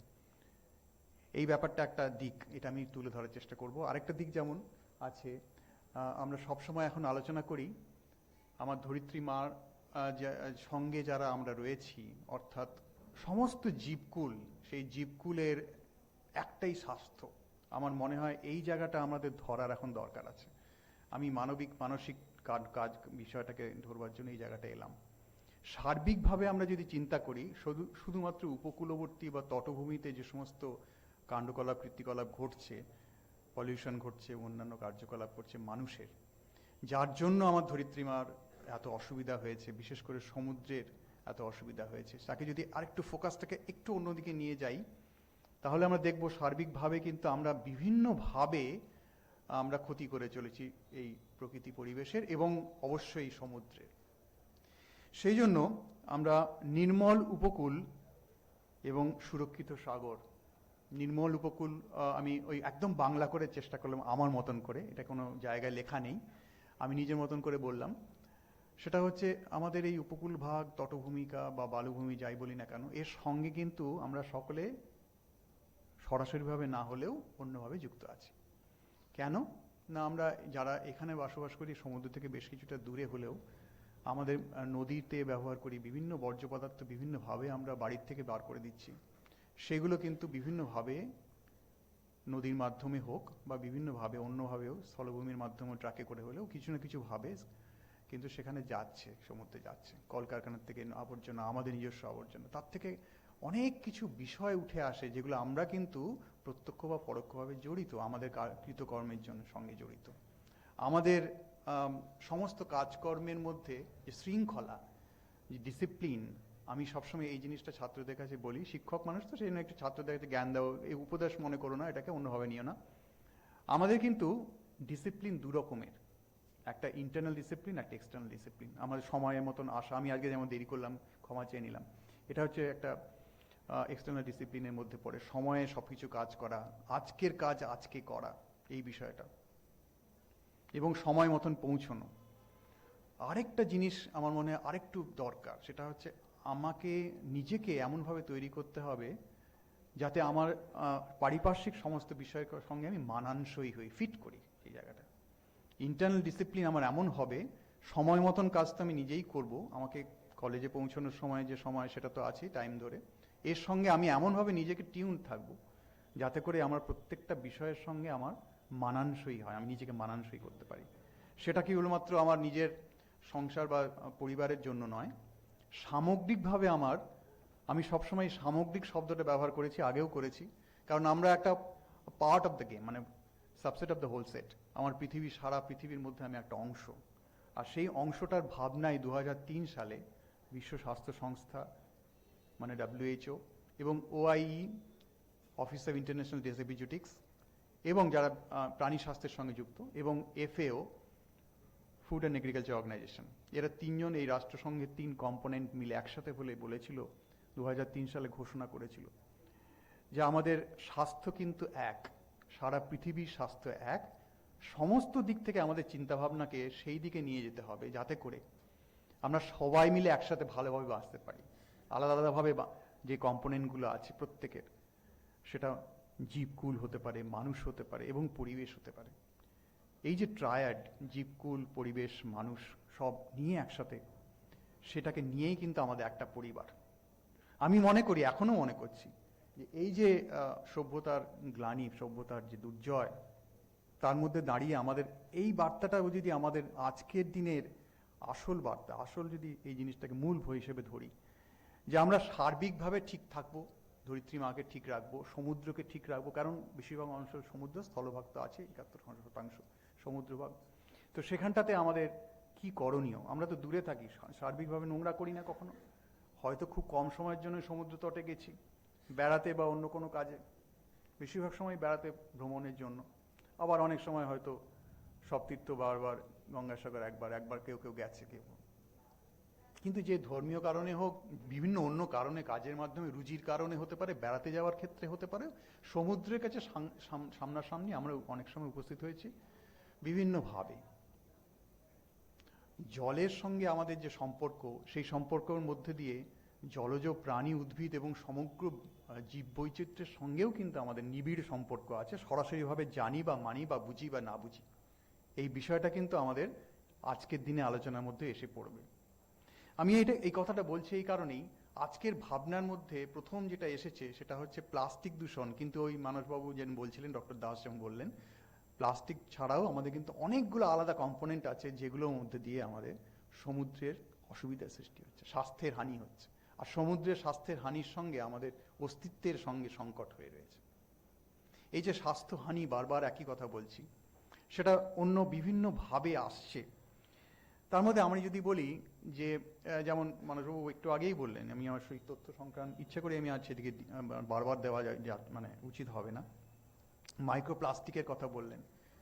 আমরা এখানে এখন সবাই জানি মাইক্রোপ্লাস্টিকের যে ব্যাপারটা সেটা 5 মানে মিলিমিটারের কমগুলোকে বলে, এবং আরও যদি আমরা আরেকটু যাই তাহলে ন্যানো পার্টিকেলসের মতো করে ন্যানো প্লাস্টিক্স যেগুলো আর কি মাইক্রোমিটারের নিচে 100-র কাছাকাছি যেগুলো ন্যানোমিটার, সেগুলোর মধ্যে দিয়ে আমরা বলি যে কিছুক্ষণ আগে আইআইসিবি আমাদের চিফ সায়েন্টিস্ট বলছিলেন 25শে মার্চ এনভায়রনমেন্ট ইন্টারন্যাশনাল জার্নালে যে প্রকাশিত তথ্য, তার থেকে দেখতে পাচ্ছি যে মাইক্রোপ্লাস্টিক্স এবং ন্যানো পার্টিকেলস অবস্থায় ন্যানো প্লাস্টিক্স এগুলো কিন্তু মানুষের শরীরের মধ্যে ঘোরাঘুরি করছে, সার্কুলেশনে এসে গেছে, এবং এই সার্কুলেশনে আসার জন্যে আমাদের যে ইন্টারনাল অর্গানসগুলো আমরা ভাইটাল অর্গানস বলি, সেই সমস্ত জায়গাতেও কিন্তু অ্যাবজর্বড হচ্ছে বিভিন্ন সিস্টেমে। শুধুমাত্র যে ফিজিওলজিক্যাল নিউরোলজিক্যাল সিস্টেম বা হরমোনাল সিস্টেম, গ্যাস্ট্রোইন্টেস্টিনাল ছাড়াও ইমিউনোলজিক্যাল এবং ব্লাড ব্রেন বেরিয়ে টপকে যেগুলো ঢুকে পড়ছে, তার মানে আমাদের সার্বিকভাবে কিন্তু এগুলো আমাদের জানতে বা অজান্তে আমাদের মধ্যে চলে আসছে। তো সেগুলো কি আমরা একেবারেই উদাসীন থাকবো, জানবো না বা বুঝবো না বা শুনবো না বা কিছু করবো না? অনেক জেনে শুনে বুঝে অনেক সময় কিছু করি না।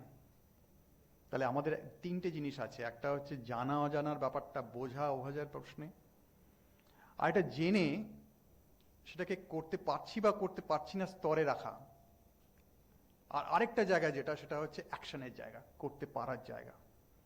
তা আমরা একজন ব্যক্তি মানুষ এখানে আলোচনা করছি, শুনলাম, ভালো লাগলো, বাড়ি চলে গেলাম, ভুলে গেলাম ইত্যাদি, তাহলে কি কিছু করবো না? যারা ছাত্র তাদের জন্য এই কথাটা বলছি। আমি আগেরবারও একই কথা বলেছি, ছাত্র অবস্থাতেও কিন্তু অনেক কিছু জিনিস করা যায়। পরিবর্তন, বিশাল পরিবর্তন না হলেও আমার নিজের পরিবর্তন, দেশের পরিবর্তন ছোট ছোট আকারে মনে হতে পারে, কিন্তু করা যায়। যার জন্য মানসবাবু একটু আগেই বলছিলেন বিজ্ঞান আন্দোলনের একটা প্রশ্ন যে আমরা সেখানে কিভাবে যুক্ত হব, আমরা কি করতে পারবো। আজকে যারা এখানে বসে আছে আমার সামনে ছাত্র হিসেবে, তাদেরকে উদ্দেশ্য করে বলছি, যদি সুযোগ পাও, অবশ্যই সুযোগ পাবে। দেখো একটু চারদিকে ঘুরে, কিচ্ছু যদি না মনে করো, মানে সময় দিতে পারছি না মনে করো, একটু লিজার আওয়ারে যদি একটু লেখালেখিও করো, সাধারণ মানুষকে যদি একটু কথা বলার চেষ্টা করো, একটা সায়েন্স ক্লাবের সঙ্গে যুক্ত হও, একটুখানি যদি বিজ্ঞান প্রসারের দিকে মনে হয়, বিজ্ঞান চেতনা সম্প্রসারণের জন্য একটু যদি মনে হয়, মন ভালো থাকবে। আমি ছাত্রদের বলছি এই কথাটা। পড়াশোনা করতে করতে অনেক সময় মনে হয় একাকিত্ব, অনেক সময় বোরিং লাগে, অনেক সময় ফ্যাটিক লাগে, ভালো লাগবে। মন ভালো করার জন্য বললাম। মন ভালো করার উপায় হচ্ছে অনেকে অনেক রকমের মানে গান বাজনা করে মন ভালো করে, সিনেমা দেখে, নাটক অভিনয় করে, গান, বিভিন্ন রকম অ্যামিউজমেন্ট আছে। এটা একটা অ্যামিউজমেন্ট, জানো? বিজ্ঞান চেতনার প্রসার একটা অ্যামিউজমেন্ট। যারা বিজ্ঞান সম্প্রচারক তারা নিজেদেরকে লিডার ওরকমভাবে মনে করে না, রাজনৈতিক লিডার মনে করে না, কিন্তু একটা আত্মতৃপ্তি আছে সেই কাজে। কারণ আমি আমার যে শিক্ষা, আমার যে চেতনা, সেই চেতনার কিছুটা পরিমাণ সম্প্রসারণ করতে পারছি। আগেও আমি বলেছি এটা কিন্তু একটা দেশেরই কাজ, মানব জাতির কাজ।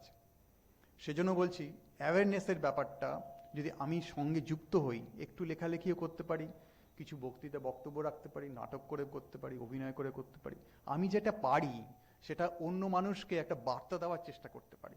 প্রত্যেকটা ছাত্রের এটা একটা মোটো হওয়া উচিত। তাহলেই দেখবে আমরা অনেক কিছু করতে পারবো, আমাদের দেশের জন্য অনেক কিছু করতে পারবো। তোমরা ভালো ছাত্র হিসেবে ভালো, কিন্তু সেই ভালোত্বটা যদি ছড়িয়ে না দাও তাহলে কিন্তু দেশের সমাজের ভালো হবে না।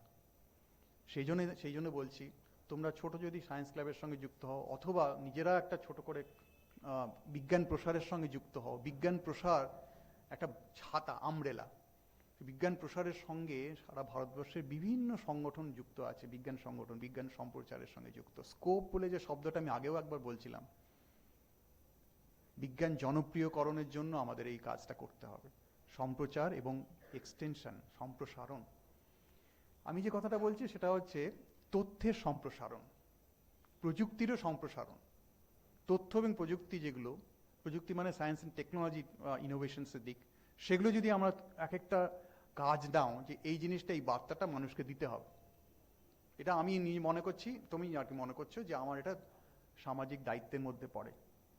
বিজ্ঞান প্রসার তোমার পাশে আছে, বিজ্ঞান প্রসারে বিভিন্ন পত্রপত্রিকা বিভিন্নভাবে আমাদের সঙ্গে যদি যোগাযোগ করা যায়, আমরা সেই কাজটাকে আমরা করতে পারি।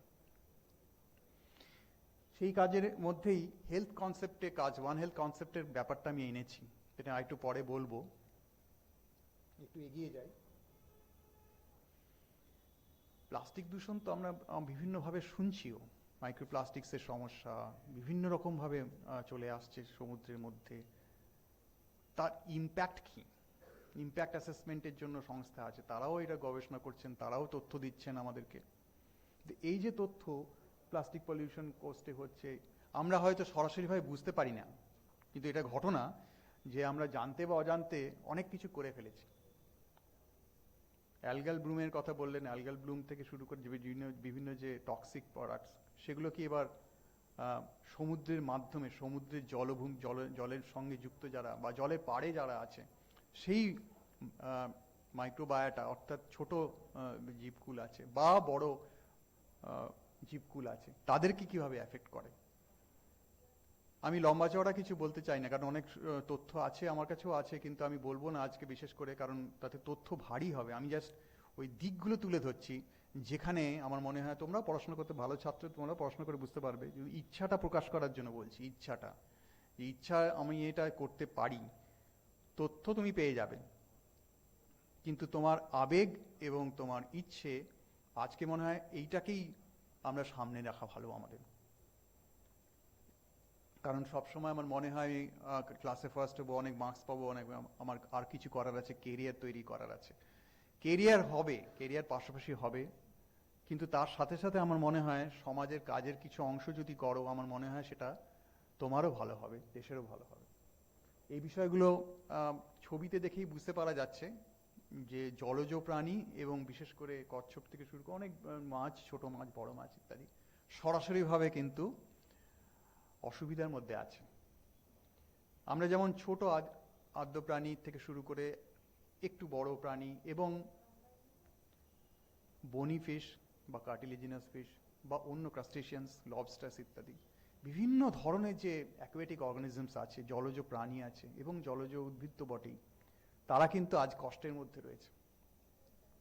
এই কষ্টটা শুধুমাত্র প্লাস্টিক দূষণ বা অয়েল স্পিলেজের জন্য নয়, বিভিন্ন ইন্ডাস্ট্রিয়াল অ্যাফ্লুয়েন্স থেকে শুরু করে আমাদের অনেক কৃতকর্মের জন্য, ওই যে সভ্যতার সংকট বলছিলাম, সভ্যতার জন্যই বিভিন্ন ধরনের অপকর্ম আমরা করে চলেছি। সেই অপকর্মের দায় যদি আমাদের না নিই, তাহলে কিন্তু পৃথিবী আমাদের ক্ষমা করবে না। সেই বিষয়টা আমাদের মাথা সবসময় আসবে। আমাদের কাজ হবে তথ্য জোগাড় করা, আমাদেরকে শিক্ষিত করা, মানে আমাদের কাছে তথ্য থাকা বলবার জন্য, এবং অন্য মানুষের কাছে সেই বার্তাটা পৌঁছে যাওয়া। স্বল্প শিক্ষিত মানুষ অনেকে থাকেন, আমি কোয়ালাম বিচ বা দক্ষিণের বিচগুলোতে গিয়ে দেখেছি, চেন্নাইতেও বহু মানুষ থাকেন যারা উন্মুক্ত আকাশে বা মানে খোলা বিচের মধ্যে একটা গামছা মতন, চাদর মতন পেঁচে শুয়ে থাকেন, এবং অনেকে রোজগার করেন, বিভিন্ন রকম অর্থ রোজগার করেন, বিভিন্ন রকম পেশার সঙ্গে যুক্ত মানুষ আমাদের এখানেও আছেন, আমাদের রাজ্যেও আছেন। তাদের কাছে হয়তো সঠিক বার্তা সঠিকভাবে যাচ্ছে না, রুজি রোজগারের জন্য হতে পারে, বিভিন্ন কারণে। ছাত্ররা কিন্তু সেখানে একটা বড় ভূমিকা পালন করতে পারে। তাদেরকে এই তথ্যগুলো দেওয়া, বা তাদেরকে সেই তথ্যগুলো শুধু দিলে তো হবে না, তারা শুনবে কেন? আমি ওই জায়গাটাতেই আসছিলাম যে আমাদের সায়েন্স কমিউনিকেশনে ভাষার এবং পদ্ধতি বিভিন্ন রকম হওয়া দরকার। কাকে কি বলবো, কতটা বলবো এবং কিভাবে বলবো, তার মতন করে সে তাকে বুঝবে। কারণ বোঝাবুঝির একটা ব্যাপার আছে, আত্মোপলব্ধির একটা ব্যাপার আছে। সেই জায়গায় সেই বার্তাটা আমি যে দেব, তোমাকে সেটা বুঝতে হবে, সেইখানে দাঁড়িয়ে সেই মননটা চাই, ঠিক সেই সময় উপস্থিত বুদ্ধিটাও চাই। প্রত্যেকে সৈনিক, আমি আর মানসবাবু সেটা আরেকবার করে বললেন, ঠিক তো, আমরা সত্যিকার এই এক একজন সৈনিক, এবং লিডার না হলেও আমি যদি এনভায়রনমেন্ট লিডার শব্দটা আমি ব্যবহার করতে চাই না, আমরা সৈনিক, আমরা প্রত্যেকে একটা একটা মানুষ যারা প্রত্যেকে সমাজের জন্য কাজ করব এবং এই ধরিত্রী মাকে বাঁচানোর জন্য চেষ্টা করব। ওই যে বললাম জঙ্গল সাফ করার দিন আজ মঙ্গলবার, অথবা এই জঙ্গলকে সাফ করে আমার পরবর্তী প্রজন্মের জন্য, কবিরা সব বলে গেছেন। এই জিনিসটা আমাদের করতে হবে তো, কারণ আমরা এই প্রজন্মের লোক, আমরা স্বাধীনতা দেখিনি, আমরা আমাদের মতন করে বাঁচবো, পরবর্তী প্রজন্মের জন্য বাঁচবো। তোমার মতন পরবর্তী আমার মধ্যম বয়সের মানুষ, সেজন্য তোমার প্রজন্ম, আমার ছেলে মেয়ের তোমার মতন বয়স, এবং তার পরবর্তী জেনারেশনের জন্য আমাদের কাজ করতে হবে। আমার ছাত্রাবস্থায় আমি এই ক্লাস 8 থেকে আমি এই ধরনের কথাবার্তা বলে বেড়াই সব জায়গায়। আমি বুঝেছিলাম যে আমার মনে হয়েছিল যে এইটা বোধহয় আসল কাজ মানুষের, স্বাধীনোত্তর ভারতবর্ষের এটা বোধহয় আসল কাজ, যে মানুষকে অ্যাওয়্যার করা, সচেতন করা বিভিন্নভাবে, সেই পরিবেশগতভাবে হতে পারে, নিজের শিক্ষাগত যোগ্যতার দিক, শিক্ষাগত বিষয়ে হতে পারে, অর্থনৈতিক উপার্জনের ক্ষেত্রে হতে পারে। ভালো মন এবং ভালো মানের মানুষ, এর জন্য আমাদের কাজ করতে হবে। ভালো মন এবং ভালো মান, স্ট্যান্ডার্ড, বিভিন্ন স্ট্যান্ডার্ড আমার ভারতবর্ষে যদি এগোতে হয়, আমরা ওই 5th ইকোনমি, আরো 3rd ইকোনমিক দিকে যা কথা বলছি, আর এই 140 কোটি মানুষের বেশিরভাগই অল্প শিক্ষিত, মানে শিক্ষিত নয়। একটা দিকে আমাদের বিপুল অসাম্য, এই বিপুল অসাম্যকে সরাতে গেলে আমাদের কাউকে না কাউকে একটু সময় দিতে হবে, একটু স্যাক্রিফাইস করতে হবে। এই স্যাক্রিফাইস করার জন্য তোমার মানে তুমি তৈরি আছো তো, তোমার মানসিকতা তৈরি, মনন তৈরি আছে তো। দেশ সেবা, দেশভক্তি, দেশ দেখিয়ে অত বড় বড় কথা আমার দরকার নেই। আমার যেটা দরকার সেটা হচ্ছে আমাকে তৈরি হতে হবে, মানসিকভাবে তৈরি হতে হবে। ওই হেই হ্যান কারেঙ্গা, ত্যান কারেঙ্গা, এ করেঙ্গা, ও করেঙ্গা, খুব ছোট করে নিয়ে এসো নিজেকে। ট্রিগার্ড হও। বড় বড় লিডার্সরা বলতেন না স্বাধীনতার আগে, এই করতে হবে, ওই করতে হবে, আমার তো মনে হয় রক্ত গরম, আর তোমার পড়ে টড়ে সব রক্ত, আমি ইমোশনাল বলছিলাম, তোমরাও ইমোশনাল, ডেফিনেটলি সব মানুষই ইমোশনাল। আমরা বাঙালিরা তো বেশি মাত্রা ইমোশনাল, কারণ বাঙালিরা বলতে দ্বিধা নেই, স্বাধীনতার জন্য আর 2-3টা নাম বলছি না, বাঙালিরা অনেক রক্তক্ষয় দিয়েছে। আমি স্বাধীনতা বাড়ির লোক, আমার মানে যে আমি নিজের কথা বলছি না, আমি এগুলো বুঝি খুব ভালো। আমার রক্ত দিয়েছি, কারাবাসে করে বাস করেছে আমার উত্তরসূরি, মানে পূর্বসূরি, উত্তরসূরি না পূর্বসূরি। দেশের জন্য কিছু করতে গেলে ইন্টারন্যাশনাল ভাবনা যদি রাখতে হয়, ন্যাশনাল স্ট্যান্ডার্ড হতে হবে। এটা খুব জরুরি, খুব জরুরি। তার জন্য ভালো মানে নিজেকে তৈরি করতে হবে নিজেকে, আর সেটা করলেই আমার দেশ এগোবে। তার জন্য জীবকুলকে রক্ষা করা ভীষণ দরকার। এ মনে হবে যেন জীবকুল এগুলো আমার কি দরকার, এক্সটিংক্ট হয়ে যাচ্ছে। 436 রকমের প্রজাতি এক্সটিংক্ট হয়ে গেল খুব সম্প্রতি এই সমস্ত কারণে, এবং প্রায় 100 মিলিয়ন সামুদ্রিক স্তন্যপায়ী প্রাণী বিভিন্ন সময়ে এক্সটিংক্ট হয়ে গেল, নিশ্চিহ্ন হয়ে যাচ্ছে। এরা সমুদ্রের পাখি হতে পারে, সমুদ্রের পাড়ে দেখো ডান দিকের প্লাস্টিকে ভর্তি তার ইন্টেস্টাইন, মানে গাট, শরীরের মধ্যে পুষে রেখেছে, মারা গেছে। এগুলো কি আমাদের কৃতকর্মের জন্য নয়? সমুদ্রের পাশের যারা প্রাণী, স্মল রুমিনেন্টস, মানে এই ছাগল, ভেড়া ইত্যাদি, বা কুকুর ইত্যাদি বিভিন্ন রকমের প্রাণী, তারাও এইসব নোংরা ঘেটে রয়েছে, তাদের মধ্যে প্লাস্টিক যাচ্ছে। সমুদ্রের মাছ যেমন বললাম, সেখান থেকে আমরা অনেকে সামুদ্রিক মাছ খাই, তার মধ্যে থেকে অনেক সময় টুনা, ম্যাকারেলস, এই সমস্ত থেকে সার্ডিন, অনেক অ্যাবজর্পশন হয়ে যাচ্ছে অনেক টক্সিক প্রোডাক্টস মাইক্রোপ্লাস্টিক্সের মাধ্যমে। এটা যেমন আমরা জানি, এগুলো বোধহয় অনেকটা জানি না, যে আমাদের অন্য জীবকুল, আমি প্রাণী ও মৎস্যবিজ্ঞান বিশ্ববিদ্যালয় বলে এরকম নয় যে আমি প্রাণী বারবার করছি, কিন্তু সার্বিকভাবে আমি আবার সেই বললাম যে আমরা কিন্তু এগুলো কিন্তু টাচ করা উচিত, আমাদের জানা উচিত, এবং আমাদের যেহেতু এরা আমাদের কলিগস, আমার পরিবারের একটা সদস্য, সেজন্য আমাদের এ সম্পর্কেও একটা ধারণা থাকা দরকার। অত্যন্ত বড় একটা সমস্যার মধ্যে আমরা পড়েছি আমাদের চিকিৎসার ক্ষেত্রে, সেটা হচ্ছে অ্যান্টিবায়োটিক রেজিস্ট্যান্সের সমস্যা। তার মধ্যে এটা যুক্ত, সেটা কিভাবে যুক্ত? অ্যান্টিবায়োটিক রেজিস্ট্যান্স নিয়ে আমিও ব্যক্তিগতভাবে কাজ করি। তো ছাত্রদের পড়াশোনার সময় দেখতে গেলাম যে ব্যাকটেরিয়ার যে বিভিন্ন ধরনের আইসোলেশন করার পরে তাদের ক্যারেক্টারাইজ করতে গিয়ে বিভিন্ন জিনস আছে, বিভিন্ন রকম অ্যান্টিবায়োটিক জিনস আছে, বায়োফিল্ম প্রডিউসিং জিনস আছে, প্যাথোজেনিক জিনস আছে, বিভিন্ন ধরনের জিন।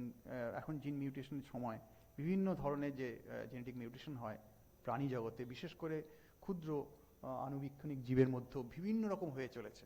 শুধু যে ভাইরাসের মধ্যে না, ব্যাকটেরিয়ার মধ্যে এবং অ্যালগির মধ্যে, ফাঙ্গাসের মধ্যে, সবার মধ্যে হচ্ছে। তার মধ্যে আমাদের যে কাজ, আমাদের যে মানুষকে বেঁচে থাকতে গেলে, প্রাণীকে বেঁচে থাকতে গেলে যে অ্যান্টিবায়োটিক ইউজ করি, আমরা ব্যবহার করি আমরা নিজেকে বাঁচানোর জন্য, রেজিস্ট্যান্ট ব্যাকটেরিয়া কিন্তু চারপাশে ঘুরছে।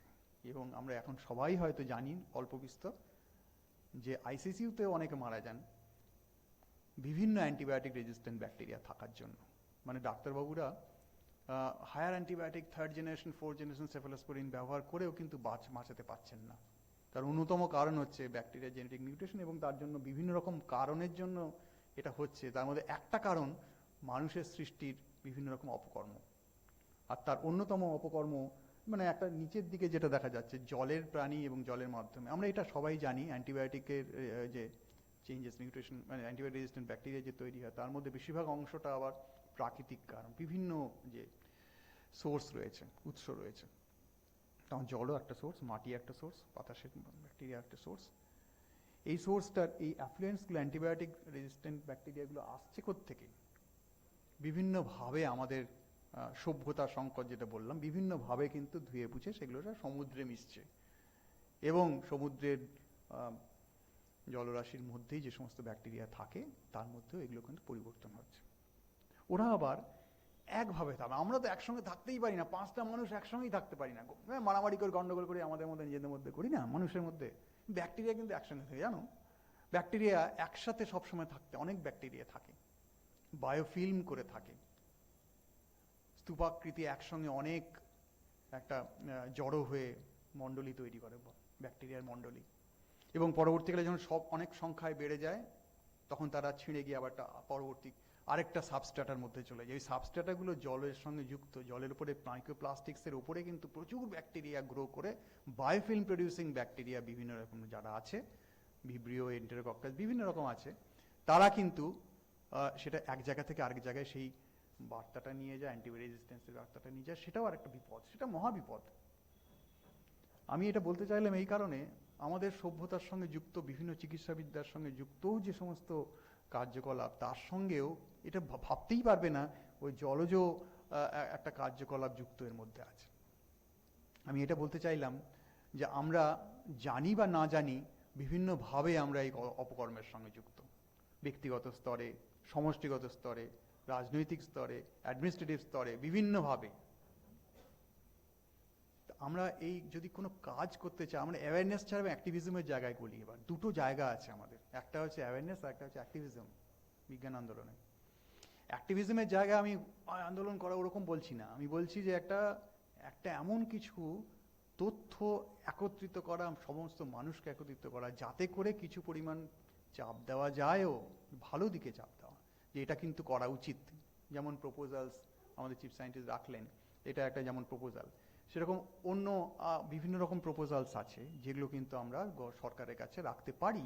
তার জন্য যেটা দরকার সেটা হচ্ছে আমাদের একটা সমষ্টিগত প্রয়াস, এবং তাতে করে একটা নির্যাস তার থেকে বেরিয়ে আসা, যে আমরা এই সাজেশনসগুলো রাখছি। অ্যান্টিবায়োটিক রেজিস্ট্যান্সের মেকানিজম আজকে বলার সুযোগ নেই, সেজন্য আর বলবো না। যেটা দিয়ে শুরু করেছিলাম সেখানে ফিরে এসেছি, সেটা হচ্ছে ওয়ান হেলথ কনসেপ্টের মধ্যে প্রকৃতির যে ডান দিকে প্রকৃতি হেলথ যে রয়েছে, স্বাস্থ্য, প্রকৃতির স্বাস্থ্য নিয়ে আজকে আমরা কথা বলছি, একটা বিশেষ কম্পোনেন্ট সমুদ্রের ব্যাপারে। বাঁ দিকে রয়েছে দেখো মানুষের স্বাস্থ্য এবং প্রাণীর স্বাস্থ্য। প্রাণী শুধুমাত্র টেরেস্ট্রিয়াল অর্গানিজম নয় বা অ্যানিম্যাল নয়, অ্যাকোয়াটিক অর্গানিজম অবশ্যই। তাহলে প্রাণীর স্বাস্থ্য আর উদ্ভিদের স্বাস্থ্য, প্রাণীর স্বাস্থ্যের সঙ্গে যুক্ত, এনভায়রনমেন্টের সঙ্গে যুক্ত, যেখানে জীব থাকে, সবাইকে নিয়ে যদি বাঁচতে চাই খুব স্বাভাবিকভাবেই, তাহলে আমাদের ভাবনাটা কিন্তু একটু ফোকাস থেকে বেরিয়ে আসতে হবে। আমরা সার্বিকভাবে, ওই যে সার্বিক শব্দটা বারবার বললাম, সার্বিকভাবে বাঁচবো। আর তার জন্য আমাদের যেটা দরকার, নিজেকে তৈরি করা, এবং সায়েন্স ক্লাবও হতে পারে, তার জন্য বিজ্ঞান প্রসার আছে। সংগঠিতভাবে আমরা যদি কাজটা করতে পারি তাহলে আমরা কিন্তু অনেকটা এগোতে পারবো বলে আমার দৃঢ় ধারণা। আমরা এটা চাই না, এই নোংরা আবর্জনার মধ্যে ছিনিমিনি খেলা, ফুটবল খেলা, নিজেদের মতন অ্যামিউজমেন্ট, এটা কিন্তু চাই না। যেটা চাই সেটা বোধহয় এইটা, যেটা আমাদের সরকারও শুরু করেছেন। আমরা পরিষ্কার পরিচ্ছন্নতার দিকে যাব, ব্যক্তিগত পরিষ্কার পরিচ্ছন্নতার দিকে তো আমরা সবসময় লক্ষ্য রাখি, পরিবারের আশেপাশে সমাজের এটা করতে চাই অনেক সময়, কিন্তু আমার ধরিত্রী মাকে পরিষ্কার করার কথা ভেবেছি কি আমরা কখনো? কিছুটা হয়তো ভেবেছি, কিন্তু সার্বিকভাবে ভাবতে গেলে আমাদের মধ্যে আরও উদ্দীপনার দরকার। উজ্জীবিত হয়ে এই কাজটা মনে হয় আমাদের করার এখন সময় এসেছে। এ কথা বলে সবাইকে নমস্কার জানিয়ে, শুভেচ্ছা জানিয়ে আমি আশা করব আমরা সবাই আমরা এখানে যারা আছি বড়রা, তারা তোমাদের মতন যারা আছো যুবরা, তাদেরকে সবাইকে আমাদের সঙ্গে পাবো এবং ভবিষ্যতে আমরা একসাথে একটা বড় উদ্দেশ্যে কিছু কাজ করতে পারবো। অনেক ধন্যবাদ।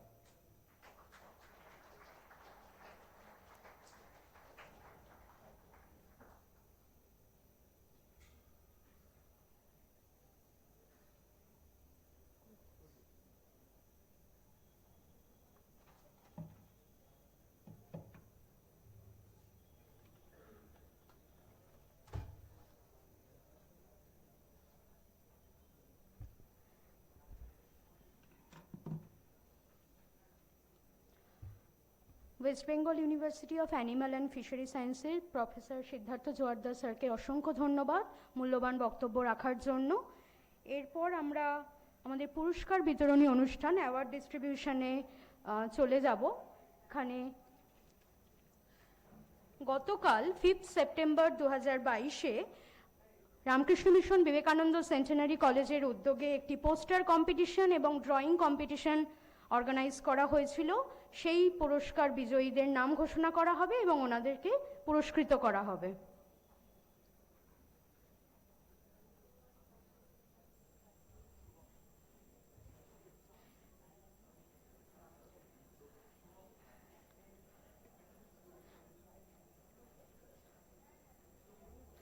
আমি প্রিন্সিপাল মহারাজ স্বামী কমলাস্থানানন্দ, নির্দেশক বিজ্ঞান প্রসার ডক্টর নকুল পরাশর স্যার, ওনাদেরকে অনুরোধ জানাবো মঞ্চে আসার জন্য।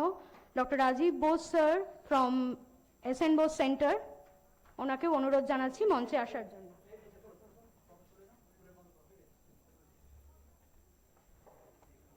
প্রথমে পোস্টার কম্পিটিশন বিজয়ীদের নাম ঘোষণা করা হবে এবং ওনাদেরকে পুরস্কৃত করা হবে।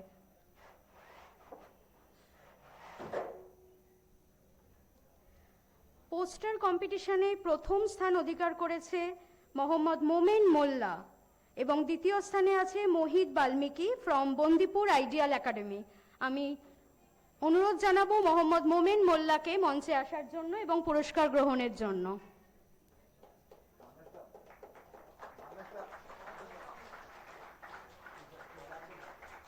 ডক্টর মানস প্রতিম দাস, অনুরোধ করছি মঞ্চে আসার জন্য।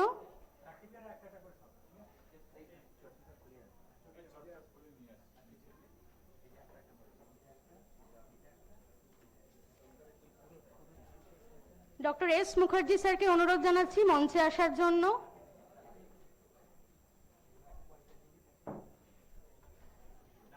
প্রথম স্থানাধিকারীর হাতে পুরস্কার তুলে দিচ্ছেন ডিরেক্টর বিজ্ঞান প্রসাদ ডক্টর নকুল পরাশর।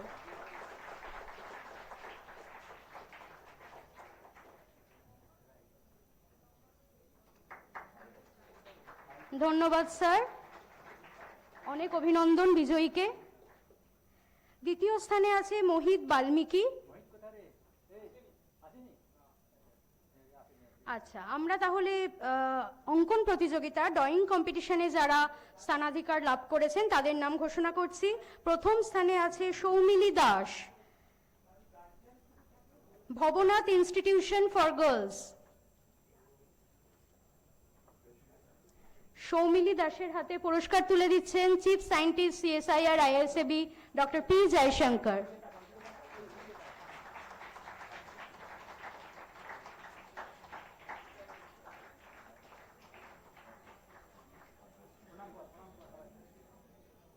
দ্বিতীয় স্থানে আছে Payel Pal, Bhabanath Institution for Girls. মঞ্চে চলে আসতে অনুরোধ করছি।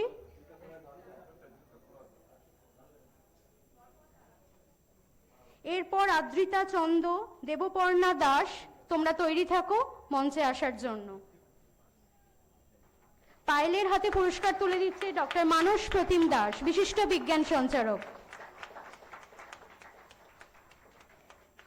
আদ্রিতা চন্দকে অনুরোধ করছি মঞ্চে আসার জন্য। জুতো খুলে মঞ্চে চলে আসবে।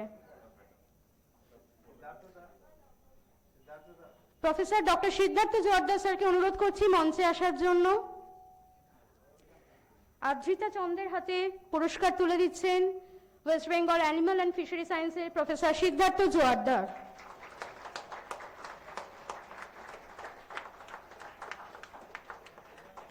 এরপর Debparna Das, Bhabanath Institution for girls. জুতো খুলে মঞ্চে চলে এসো। মিষ্টু দাস, শাইফা মাসমি, তোমরাও তৈরি থাকো মঞ্চে আসার জন্য। দেবপর্ণা দাস, দেবপর্ণার হাতে পুরস্কার তুলে দিচ্ছেন ডক্টর রাজীব বোস এসএন বোস সেন্টারের তরফ থেকে। মিষ্টু দাস, পঞ্চম স্থানাধিকারী অঙ্কন প্রতিযোগিতায়।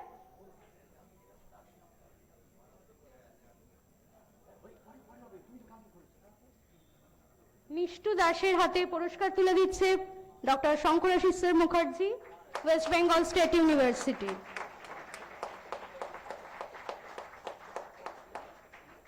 এরপর শাইকা মাসমি, অনুরোধ করছি মঞ্চে আসার জন্য Ahana De, Sohini Acharya, Bhabanath Institution for Girls. তোমরাও চলে এসো মঞ্চে এক এক করে। Doctor Shrimati Ghosh, okay. Requesting you, madam, to please hand over the award to the winner.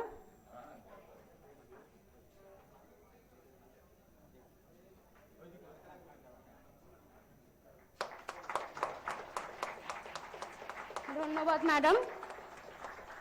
Ahana দে মঞ্চে চলে আসবে।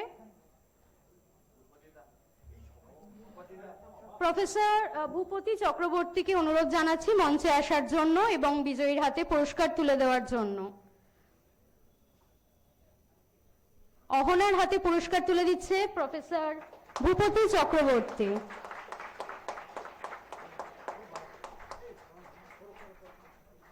Sohini Acharya, Bhabanath Institution for girls.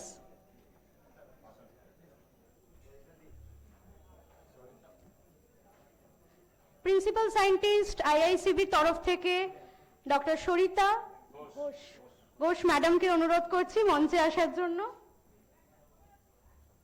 সোহিনীর হাতে পুরস্কার তুলে দিচ্ছেন ডক্টর সরিতা ঘোষ, আইআইসিবি।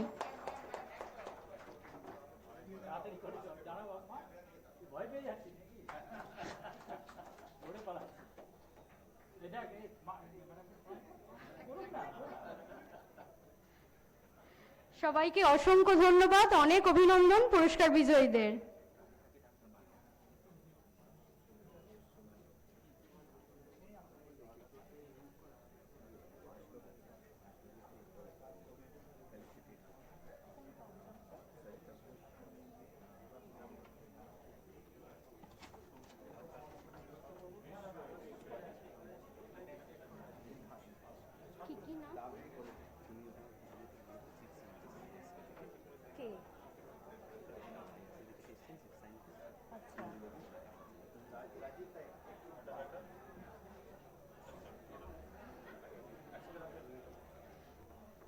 ডক্টর সরিতা ঘোষ আর সিএসআইআর আইআইসিবি থেকে আছেন ইন্দুবাবু, প্রিন্সিপাল সায়েন্টিস্ট। ওনাকে অনুরোধ করবো একটু মঞ্চে আসার জন্য, ওনাদেরকে বরণ করে নেওয়া হবে।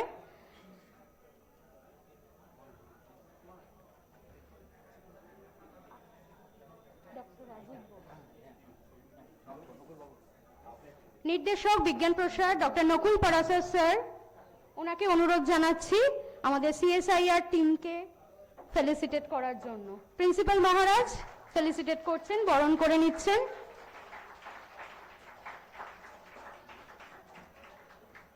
ধন্যবাদ স্যার। এরপর doctor Sarita Ghosh, principal scientist, CSIR, IICB, ওনাকে বরণ করে নেওয়া হচ্ছে।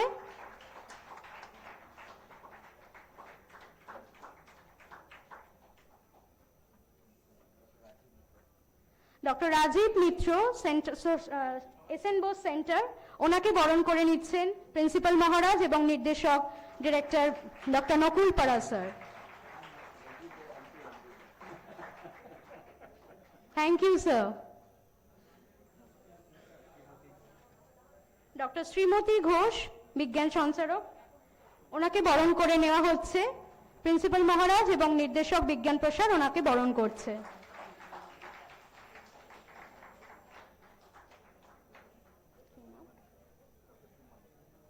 ডক্টর সুমন, ওনাকে সম্বর্ধনা জানানো হচ্ছে মহারাজ এবং নির্দেশক ডক্টর নকুল পরাশর, বিজ্ঞান প্রসার।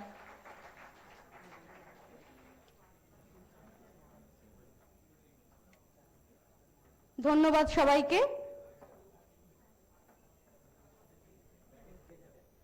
আমরা ভ্যালেডিক্টরি অনুষ্ঠানের দিকে এগিয়ে চলেছি। এরপর আমি মঞ্চে আসার জন্য অনুরোধ জানাবো ডক্টর পি জয়শঙ্কর, আমাদের গেস্ট অফ অনার আজকের প্রোগ্রামে, চিফ সায়েন্টিস্ট, সিএসআইআর, আইআইসিবি, মঞ্চে আসার জন্য এবং আসন গ্রহণ করার জন্য।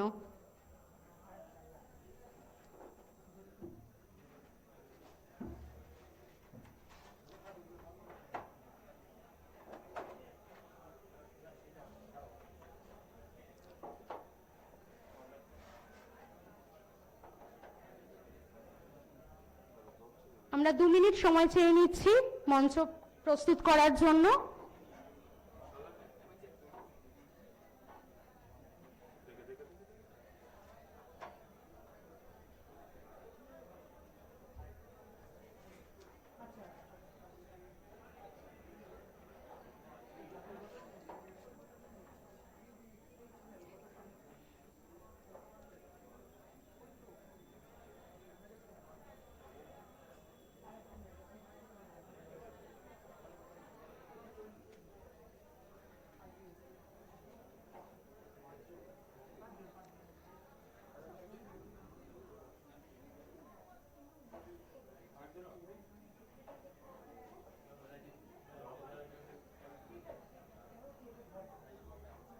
এখানে লেখা রাজীব বোস।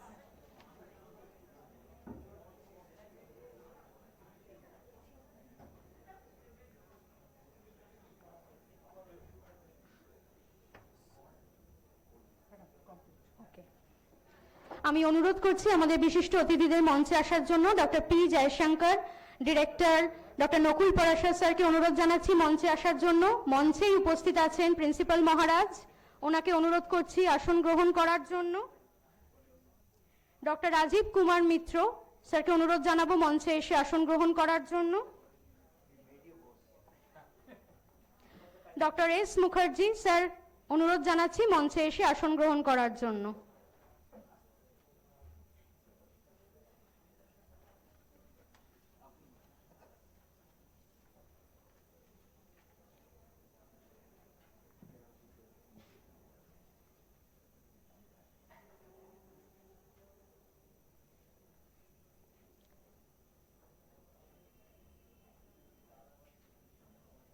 ধন্যবাদ সবাইকে। এরপর ভ্যালেডিক্টরি অনুষ্ঠানে ভাষণ রাখার জন্য আমি প্রথমেই অনুরোধ করছি ডক্টর এস মুখার্জি স্যারকে।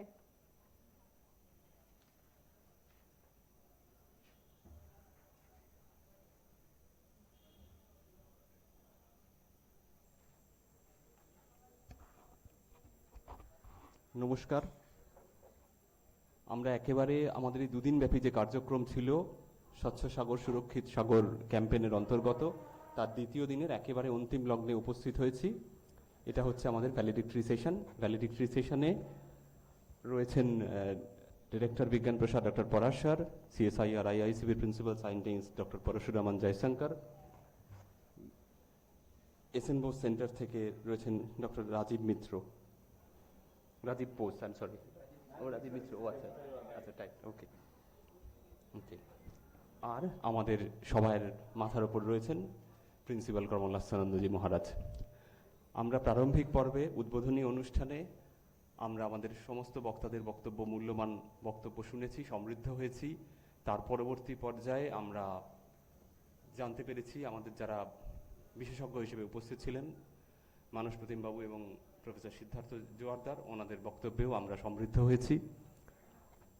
যারা আমাদের এখানে স্টুডেন্টসরা রয়েছে, কলেজের স্টুডেন্টসরাই মূলত রয়েছে, এবং স্কুল স্টুডেন্টসরা যারা অত্যন্ত ভালোভাবে পোস্টার মেকিং এবং অন্যান্য প্রতিযোগিতায় গতকাল অংশগ্রহণ করেছে এবং প্রতিযোগিতার মধ্যে বিজয়ী ঘোষিত হয়েছে, যারা এইমাত্র গুণীজনদের কাছ থেকে তাদের পুরস্কার যেটা যারা অর্জন করেছে তারা সংগ্রহ করলো।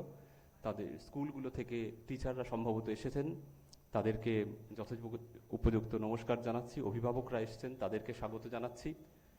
একটাই তোমাদের কাছে শেষ পর্বে একটাই অনুরোধ থাকবে যে আমাদের এই কার্যক্রমটা তোমাদের মাধ্যমে, যে বক্তব্যটা তোমরাই এই কার্যক্রমের ব্র্যান্ড অ্যাম্বাসেডর হিসেবে তোমরা তোমাদের বাকি বন্ধুদের কাছে পৌঁছে দাও।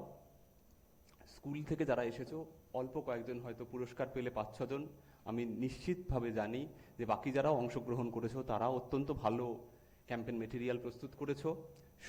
কোনো সময় সবাই পুরস্কার পায় না, তার মানে তারা কখনোই খারাপ করোনি।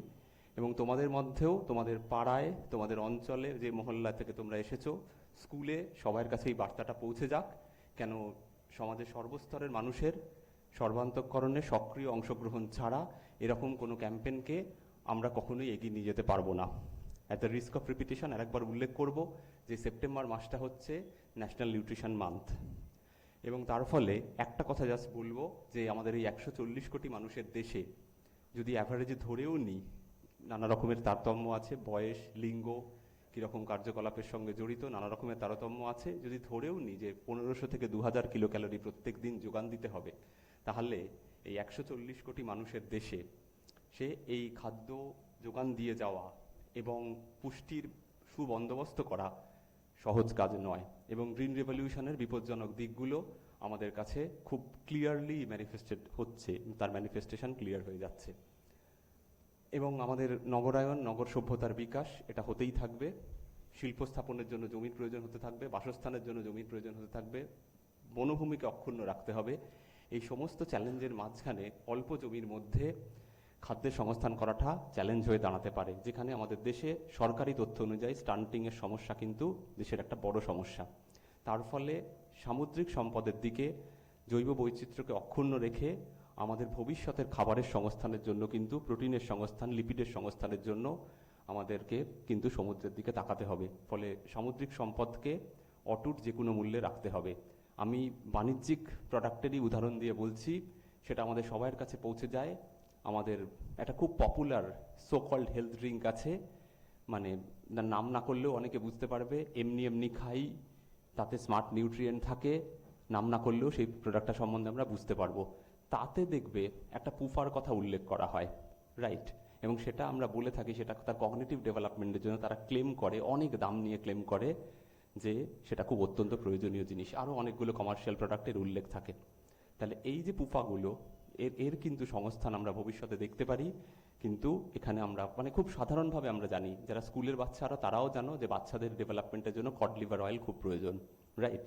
তার ফলে এগুলোও কিন্তু আমরা বেসিক্যালি সমুদ্র সম্পদ থেকে পেয়ে থাকি। আমি একদম টেকনিক্যাল ডিটেলসে যাচ্ছি না, সেই আলোচনার জায়গা এটা নয়, সেই পরিসর, সেই সময় কোনোটাই নেই।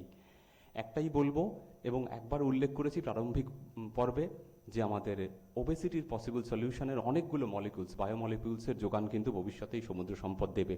ডায়াবেটিসের ক্ষেত্রে এই সম্পদ কিন্তু যোগান দেবে। এবং আমরা অত্যন্ত সহজবোধ্য ভাষায়, আপনারা যারা ডক্টর পরাশরের টুইট দেখেছেন তারা দেখেছেন, উনি আমার কৃতজ্ঞতা জানানোর ভাষা নেই। উনি আমাদের বিশ্ববিদ্যালয়কে, আমাদের যে ইউনিভার্সিটির যে সেন্টার আছে, যারা এক্সক্লুসিভলি সায়েন্স কমিউনিকেশন আউটরিচের কাজ করে, তাদেরকে উনি ধন্যবাদ জানিয়েছেন। আমার কৃতজ্ঞতা জানানোর ভাষা নেই। আমার ব্যক্তিগত তরফ থেকে, এই কেন্দ্রের তরফ থেকে, বিশ্ববিদ্যালয়ের কর্তৃপক্ষের তরফ থেকে আমি বিজ্ঞান প্রসার এবং তার অধিকর্তা ডক্টর পরাশরকে ধন্যবাদ জানাচ্ছি, কৃতজ্ঞতা জানাচ্ছি। আমার সহযোগী যারা রয়েছেন তারা অক্লান্ত পরিশ্রম করে, পরশুদিন রাত্রি 10টা অবধি অক্লান্ত পরিশ্রম করে হাতে করে তারা ক্যাম্পেইন মেটেরিয়াল তৈরি করেছেন, যেটা রাত্রি 10টার সময় আমরা প্লাস্টিক ব্যবহার না করে আই রিপিট, এইখানটাতে আমার একটু আপত্তি আছে। আমরা প্লাস্টিককেই আমি কিন্তু শুধু ফোকাস করিনি। প্লাস্টিক মুক্ত করার জন্য সমুদ্র তটে গিয়ে আমরা প্লাস্টিকেরই এবং রিসাইক্লেবল নয় এমন গ্লাভস ব্যবহার করে, এমন প্যাকেট ব্যবহার করে, এবং যে ক্যাম্পেইন মেটেরিয়াল আমরা কিছু ডিসপ্লে হতে দেখেছি এবং আমরাও করে এসেছি, সেগুলোও কিন্তু সম্ভবত রিসাইক্লেবল নয়। ফলে এই জায়গাটা আমাদের একটু সতর্ক হওয়ার প্রয়োজন আছে। অ্যাওয়ারনেস কথাটার নামে আমরা অনেক সময় যা খুশি করি, সেটা সম্পর্কে আমরা সতর্ক আশা করি ভবিষ্যতে আরও বেশি করে থাকবো। এবং আমরা যে ক্যাম্পেইন মেটেরিয়ালগুলো তৈরি করেছি, আশা করি আমরা এরকম দায়ে অন্তত অভিযুক্ত হব না। এবং সেগুলো আমরা একটু যেটুকু স্বীকৃতি পেলাম বিজ্ঞান প্রসারের কাছ থেকে, আবার ওনাদেরকে ধন্যবাদ, কৃতজ্ঞতা জানাচ্ছি। কোনোভাবেই বক্তব্যকে দীর্ঘায়িত করব না। ধন্যবাদ। স্যারকে ধন্যবাদ। এরপর আমি অনুরোধ করব ডক্টর পি জয়শঙ্কর, আজকের অনুষ্ঠানের গেস্ট অফ অনার উনি ছিলেন, ওনার বক্তব্য আমরা শুনেছি, এই ভ্যালেডিক্টরি সেশনে ওনাকে বক্তব্য রাখার জন্য অনুরোধ করছি। নমস্কার। মাননীয় guests on the dais, off the dais, my dear colleagues and the students, parents, teachers. Good afternoon, everybody. Once again, I'm very happy to be here and to thank, and I brought the message from Indian Institute of Chemical Biology, CSIR. It's one of the premier research institute in Calcutta, where we conduct research to understand the diseases and mitigate the diseases, find out the solutions in the form of medicine, diagnostic kits, technology, techniques. So we are really fortunate to be associated with the Vigyan Prasar to take this campaign forward, which was actually given to us by the Ministry of Earth Science through CSIR. And we are fortunate, sir, and to be associated with this novel campaign, and we will continue to render our all possible help as well as all the possible service, not only now or not only till the 17th of September, and we will continue as I put the request before you to consider it whenever it's necessary. We are there to take the mission of the Government of India to forward, sir. This is our pledge from the CSIR ISCB as well as CSIR. And yesterday we participated and we'll be there with you always, sir. Thank you. And this is the great institutions where I have first time I'm visiting, and really I felt very fortunate and very happy to be here and to visit. The slogans and every slogans, if I am permitted, Principal Sir, to take the picture of these with the slogans and the quotes and Swamiji's, and I'll be very happy and I'll be very fortunate. So with this, I must thank Nakulji and the Principal, Mukherjee and everybody who is actually associated with the West Bengal State University, Vigyan Prasar and RK Mission, Ramakrishna Mission, Vivekananda, Centenary College, and all the people for giving this opportunity, and we will be there with you always, sir. Thank you very much. Thank you sir. আমাদের মধ্যে উপস্থিত আছেন বিশিষ্ট বিজ্ঞানী doctor Rajib Kumar মিত্র, ওনাকে অনুরোধ করছি বক্তব্য রাখার জন্য।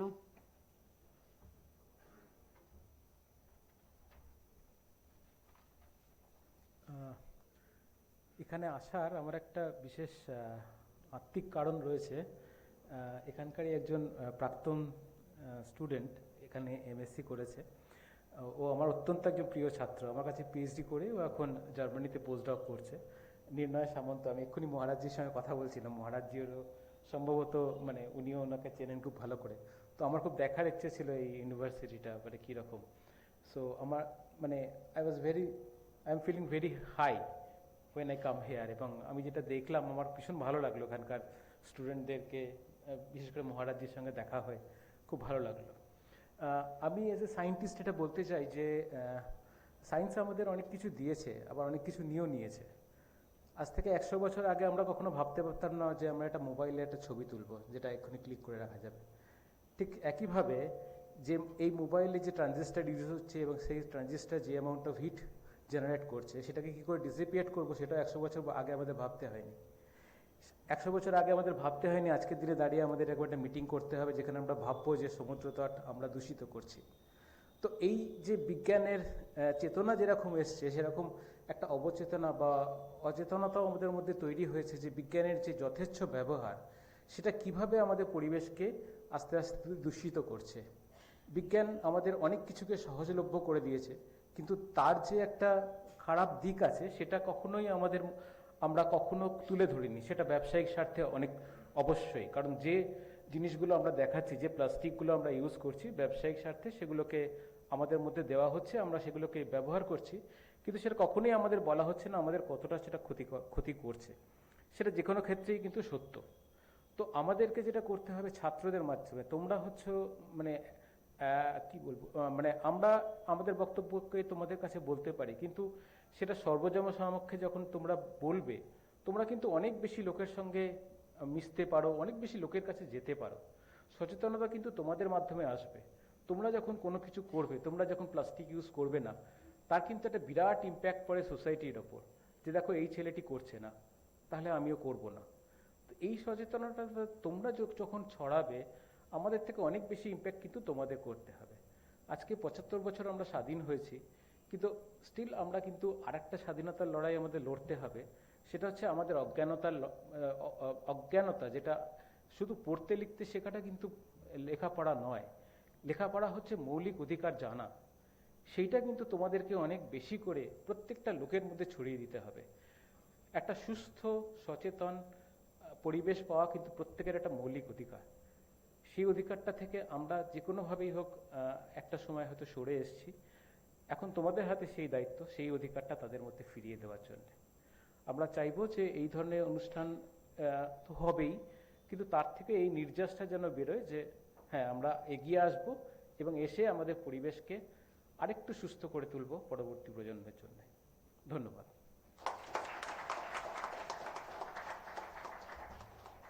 ধন্যবাদ sir.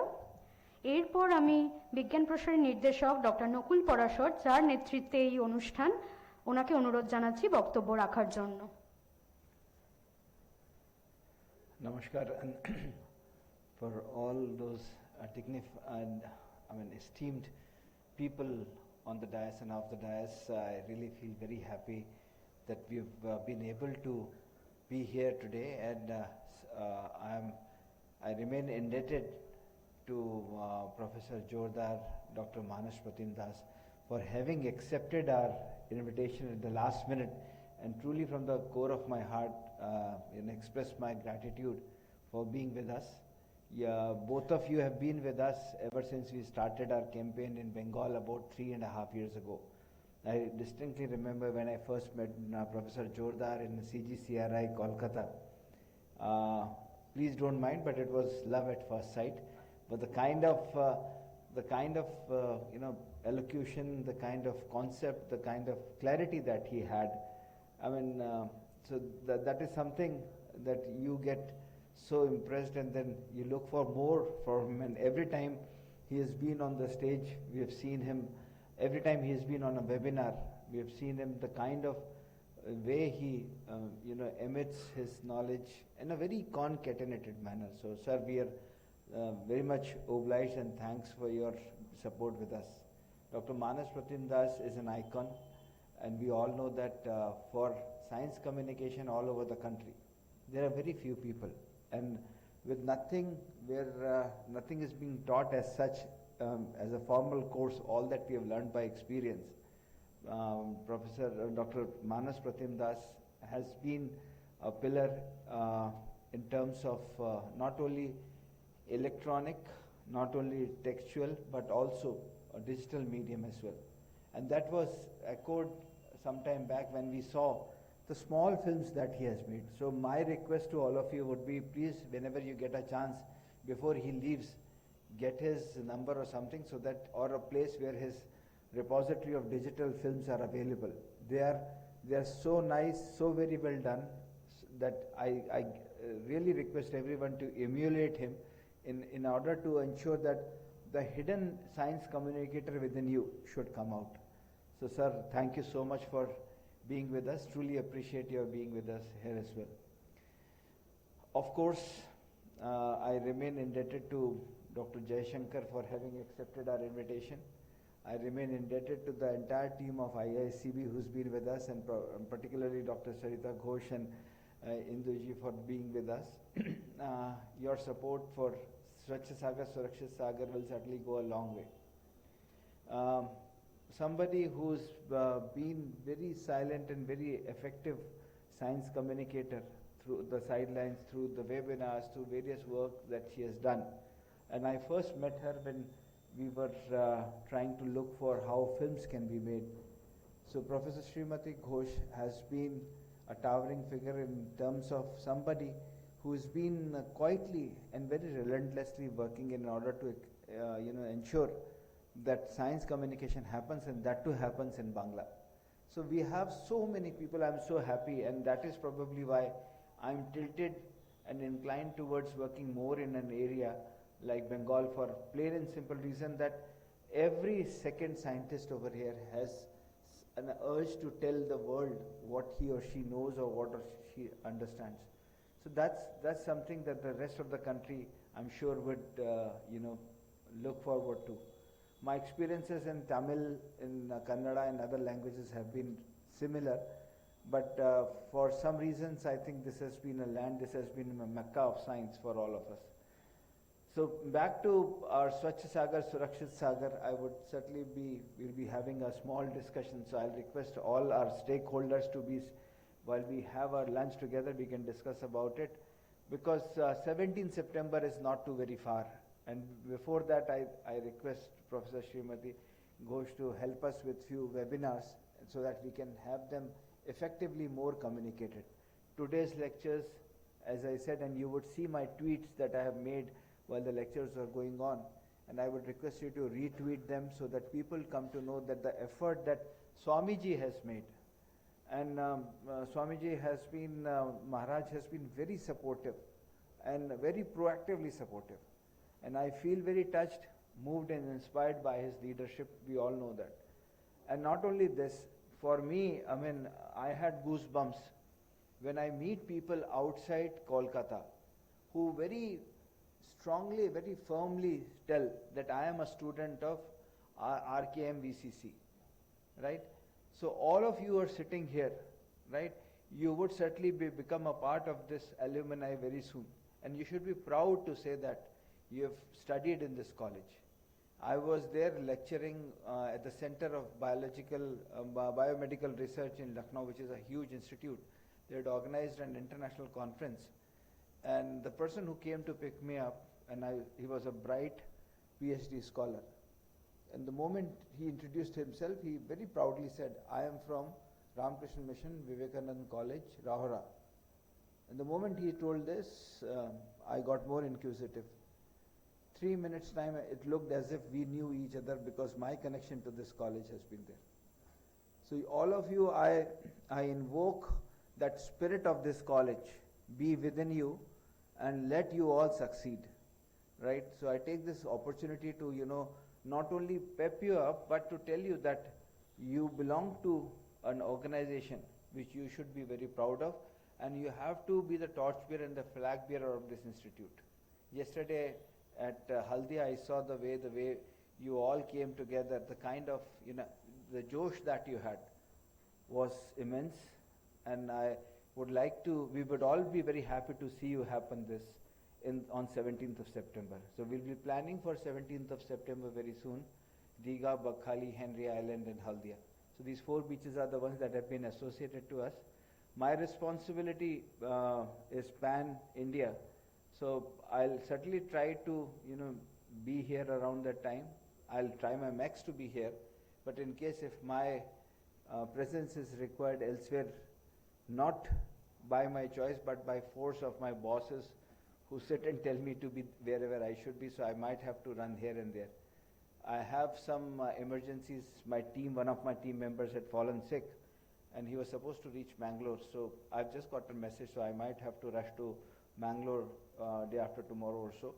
So with all this, I think we've made this, but the only thing is, after you move on from this, there's a site called www.Swachh Sagar, SWACHH, there are two H's, swachhsagar.org.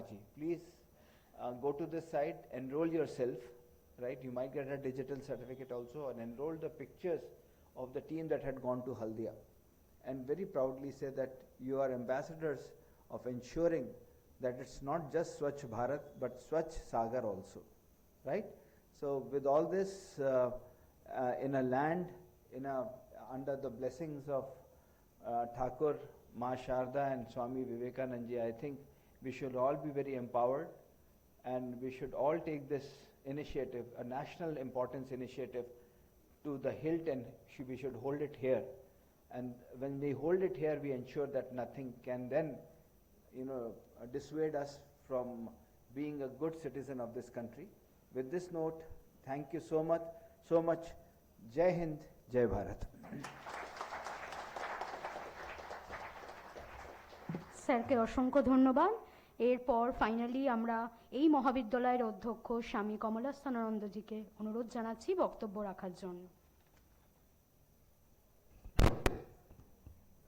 আবার দাঁড়াতে হচ্ছে, সকালেই ছেলেরা দেখেছে। তা আমাদের মঞ্চে আছেন আমাদের পরম শ্রদ্ধাভাজন নকুলজি, জয়শঙ্করজি আছেন, তারপর আছেন আমাদের রাজীব বাবু আর আমাদের শঙ্করাশিস বাবু।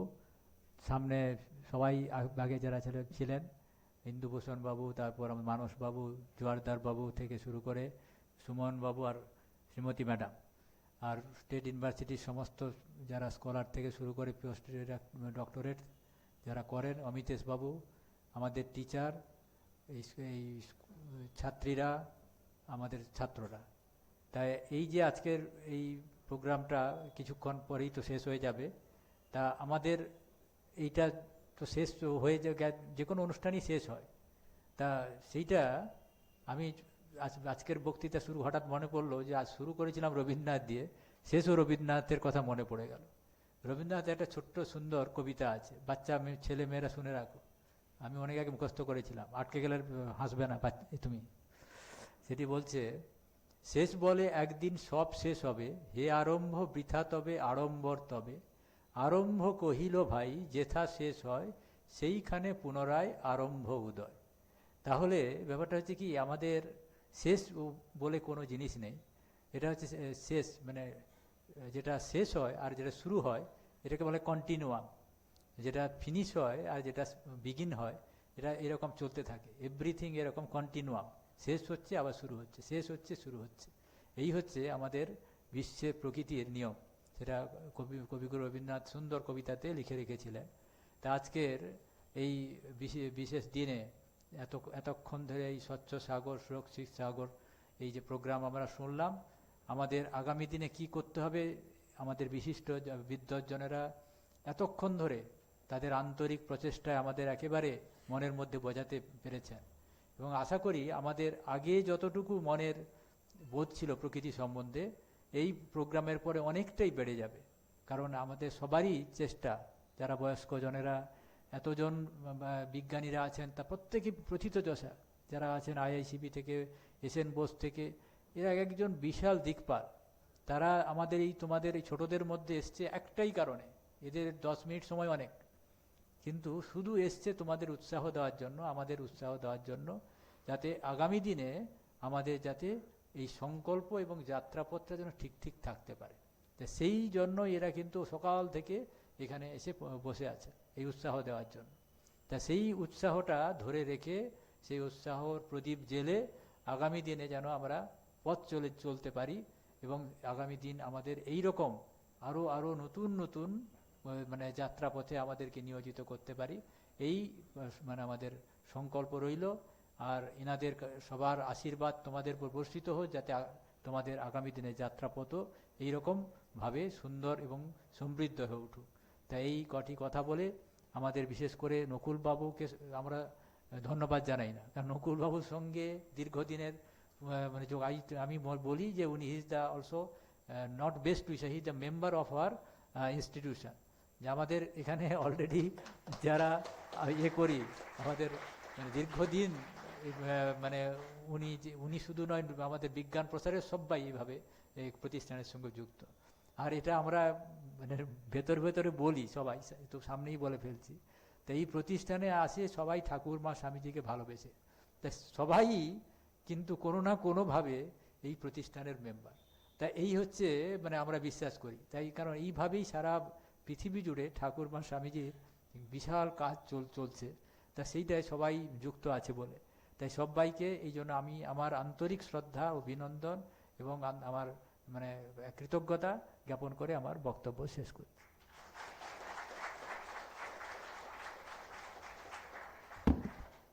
অসংখ্য ধন্যবাদ মহারাজকে।